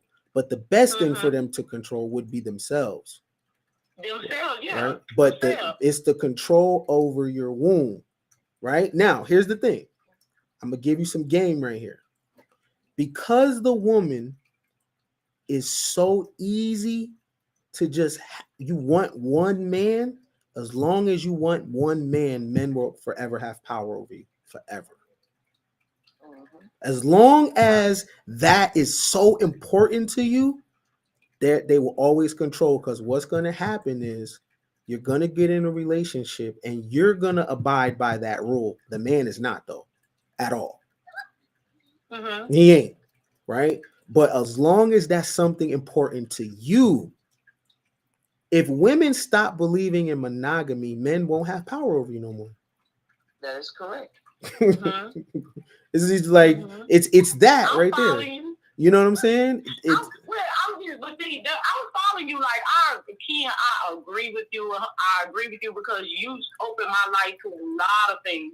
So I'm not, I'm following you, and I'm seeing. Yeah, okay, that do make sense. I was just saying, for me, because I pretty much want to spend the rest of my life with one guy going inside of me. That's why I was just saying. And look, if I know that, here's the thing. Look at what you just said, right? So if we kicking it, right, I'm gonna give you some behind the scenes game. I'm gonna give you some dude logic, how we're taught and conditioned. Because I know that, and because I know that you spending your life with somebody and you need that for yourself, I got power over you. Because you just gave the core information that runs and motivates your life. You just gave a key away. You gave a passcode away to you, so they could play on every desire that you have and string you along, manipulate you however they got to do that. You know what I mean? And so you don't actually have to sleep with a bunch of guys, but you do have to create the mental or the belief in a guy that he has no power over you through monogamy, right? Like, you have options. If he doesn't do right, then you got 20 other dudes and you can date them all at the same time if you want to, but you don't have to sleep with them. Yes, we know that there's a risk for STDs and all of that. Yeah, nobody's telling you got to go out and lack self-discipline. Yes, naturally, women are not wired for monogamy, neither is the male. But when we speak on sexual discipline, you are more likely to reduce yourself to being more monogamous due to the discipline, because that is the only thing that has kept women in line, is the mental discipline through religion and other tactics that have brainwashed them to be more disciplined than the male. The male is not disciplined. He's not cultivated. So he doesn't have these same beliefs as you. The thing is if you shift the mentality and create the atmosphere for the male to believe that you are no longer even buying into monogamy, the game shifts, even if you're not actually doing it. Now, I'm not saying that I won't move around, because I'll move around from a dude and go to another. I'm not saying I won't move around. Yeah. You know, No, because I have done that. I have moved around, but I get exactly where y'all coming from. It's opened my eyes to something different. You know, I get what you're coming from. I mean, like I said, I won't be stuck on one guy. I will move around. So I guess basically, I shouldn't let him know that that's what I want. Look. I keep that to myself. Yeah, because look, this is the thing. If I know that in your mind you have this desire to, this legacy and shit, you're gonna fight for that. And not only you're gonna fight for it, you're gonna suffer for it too. Right? You're gonna suffer for the vision. You're gonna go down with the shit. Now, when I was asking you a series of questions, when I was saying, how does you allowing me to have control of your womb, how does it benefit me? Since I don't look at it as a benefit, you can never hold it over my head. You can never starve me from sex. We don't actually have to do it to get along. I'll just do it with somebody else. I'm not tripping, but I can still be with you though, right? It's not part of my vision. Now, the thing about it is, for the man, control of that womb, he needs that. I want control over myself. Now, if you really want to, why they want that control over another one, like another part, like that's the question to me. So you're talking about something primal in human beings. Human beings, our number one dopamine fix is to control others.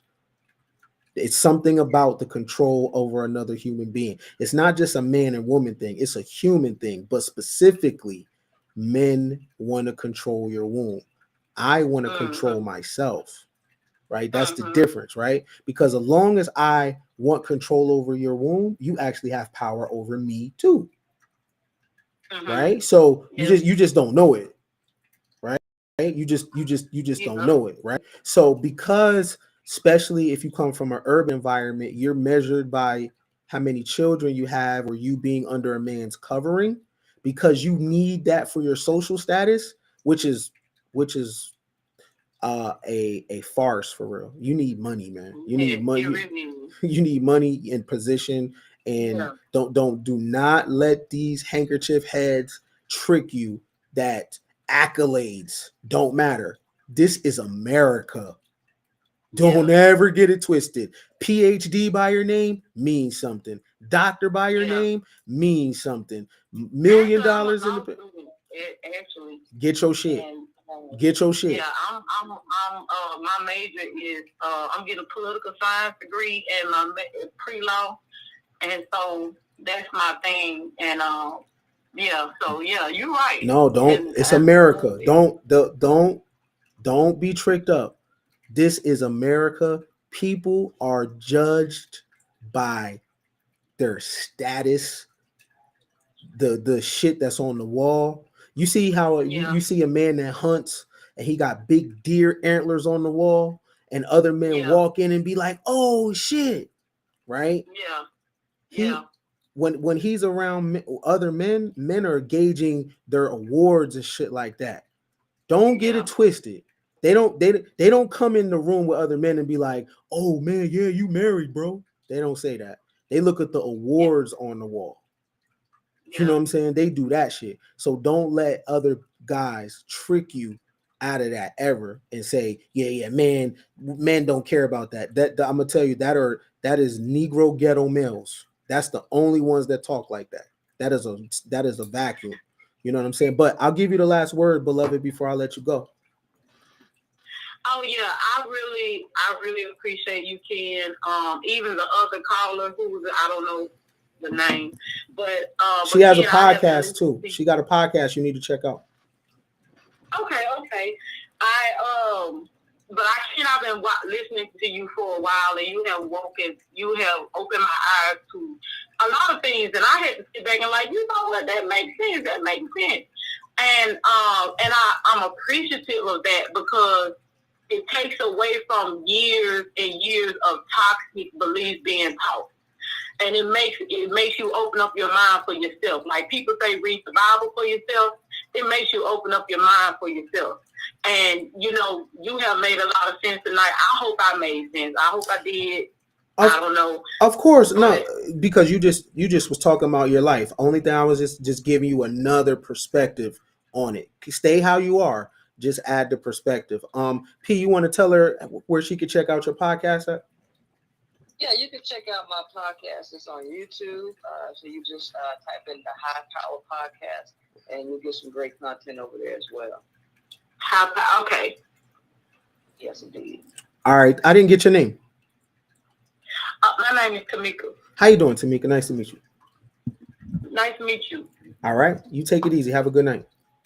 You too. All right. P, I'm going to go ahead and wrap this thing up, man. Go ahead. I'm about to lay it down so I can go to work in the morning. All right. I'll get with you. All right. Peace. My advice to the modern man is lean into modern times. The modern woman ain't your enemy. You have to share the world with her.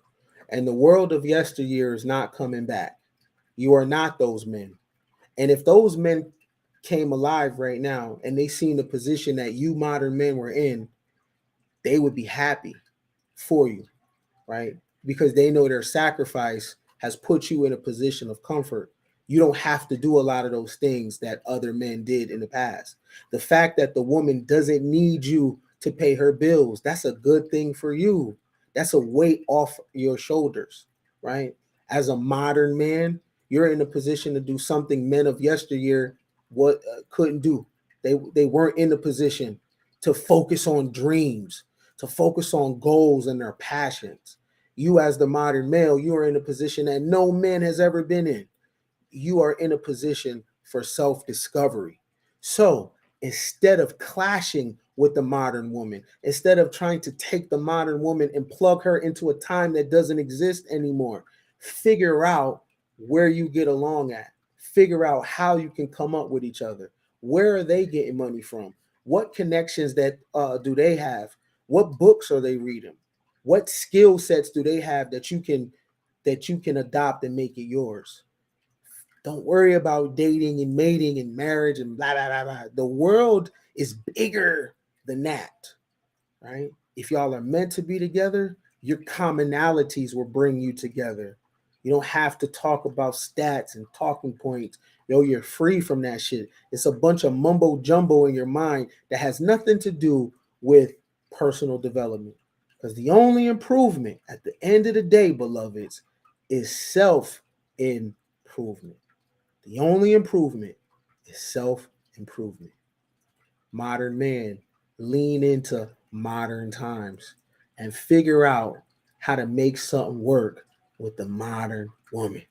My name is Ken Billions, if you didn't know, and I just wanted to let you know something. If you didn't know, I seen the new Batman last week. It was interesting. You know, he got gadgets and he got a bunch of things that I don't have. And Superman got powers and shit that I don't have. And Tony Stark's got powers that I don't have. And I just want to tell you that not all superheroes have those kind of abilities, because I am one. I'm a nigga with waves, right? Until next time, y'all take care of yourselves and each other. Can build it. Biggest game, it's like, remember we was all back in high school? Some of you may be still in high school or whatever, but follow me. We had the regular class, and then you had honors class. And I feel like Ken Billion's game is nothing but honors class. Everything that you learned in life and been through in life, or whatever he's talking about at that certain time, and, point of reference, game for guys. Everybody learn game from somebody and this and that, and it's all over the place. But once I listened to Game for Guys, it was like being in an honors class. Ken is a brilliant guy. I still listen to him to this day. Listen to him almost every other day, and I stay studying. And if I look at his video and he's giving us homework, I'm gonna look through that video. I'm gonna write my notes down. I'm gonna do my homework. Then I'm gonna watch the next video. I mean, you just can't get enough of the game and the knowledge that this brother brings to you. He's allowed me to look back into history, my own history. I found out about black people that I never even knew about, black millionaires and people like that. Recently, I learned about the reticular activating system, and that's something that I'm studying up on as we speak. Which I plan on reprogramming myself. You know what I'm saying? So overall, the Ken Billion's game has done a lot for me. It's allowed me to elevate as a man, as a father. It just allowed me to be more